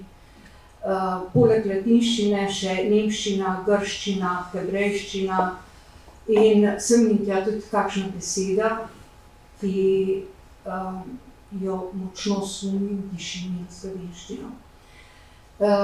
Ljudje so ravno tako prehajali od vseh povsod. Ne smemo pozabiti, da so bili, da gre tukaj pri Heiligenkreuzu za hčerinsko ustanovo cistercijanskega samostana v Rajnu, se pravi Monasterium Runensis, ki pa je zraven Gradca in je torej bil v 12. stoletju gotovo, da precej več jezičen, se pravi nemško, slovenski, latinščina je bila pač abstraktni jezik, ki je bila vsem dostopna.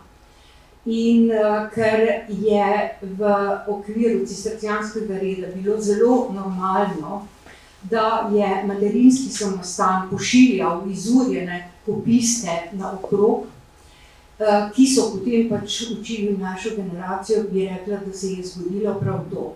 Najstarejši rokopis iz Stične, ki ga lahko datiramo, je Carta Caritatis Prior, ki ni bila napisana prej kot leta 1147.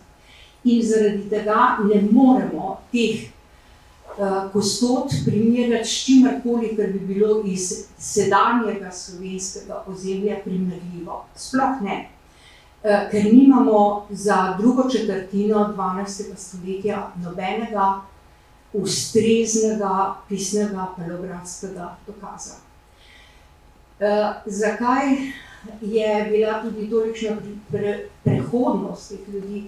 Si morate predstavljati iz čisto preprostih človeških okoliščin. Morimont, se pravi matična cisterca, poleg Clairvauta, Citeauja, Pontinija in Laferteja. Morimont je imel v tistem času kakšnih 800 kopistov. 800! Ne? In ti fantje so šli od enega samostana do drugega in so tam vzpostavljali skriptorije. In to je to.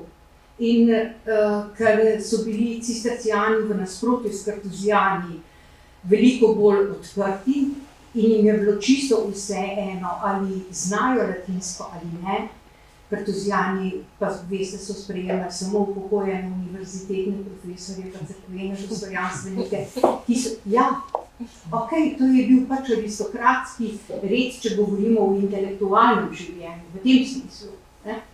So bili veliko bolj zaprti in so počasneje rasli. Cistercijani so pa pravzaprav dovoljevali, da je tisti, ki je hotel prepisovati, pravzaprav bil sposoben držati trstiko in lepo prerisati obite posameznih črt. Ni bilo treba, da je popoln latinist. In seveda tukaj se pa potem to zlivanje francoskih, južno-nemških, namreč Ebrah je vmesne, se pravi švabski samostan, pa štajerskih, dunajskih in slovanskih krajev enostavno zlije v eno.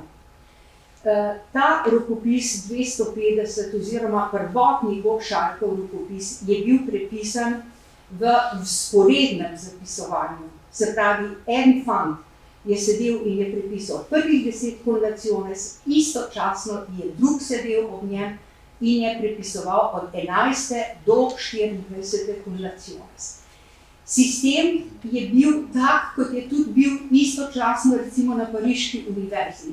Glavni bibliotekar, v tem primeru bibliotekar v Morimontu, je matični vzorec razdelil na več enot in je nekaj enot dobil eden, nekaj enot pa ta drug. In sta sedela mogoče vse v istem štibelcu. Ampak ta drug je začel pisati številke od 1 naprej. Hvala. Ja, temu danes pravimo raznojezičnost, ne? Ko se vključi tu pa tam še kakšen drug jezik, takrat je to bilo očitno, so bili ti razlogi. Ja, hvala lepa za odgovor. Še kakšno komentar, vprašanje? Če ne, smo bili, oziroma so bili kolegi, sta bila kolega in tudi kolegica dovolj izčrpni in lahko zaključimo. Še enkrat, oziroma ponovno bi se vam rada zahvalila, da ste prišli. Upam, da ste izvedeli marsikaj zanimivega, novega in ko bo čas, vas spet povabimo. Zdaj bi se, prosim, Zahvala Cankarjevem No, ravno to sem želela, ja. Torej, zdaj bi se rada še ponovno zahvalila Cankarjevem domu, ki nas res tako gostoljubno vedno sprejme in tudi nudi v support tehnični, tako da boste lahko tudi to predavanje pogledali si tudi na posnetku na YouTubeu Slovenske matice, po zaslugi posnetkov Cankarjevega doma in lahko delili še z drugimi ki jih te teme zanimajo. Tako da hvala lepa in vse dobro ob prihajajočih praznikih, po novem letu pa bomo spet skupaj. Nasvidenje.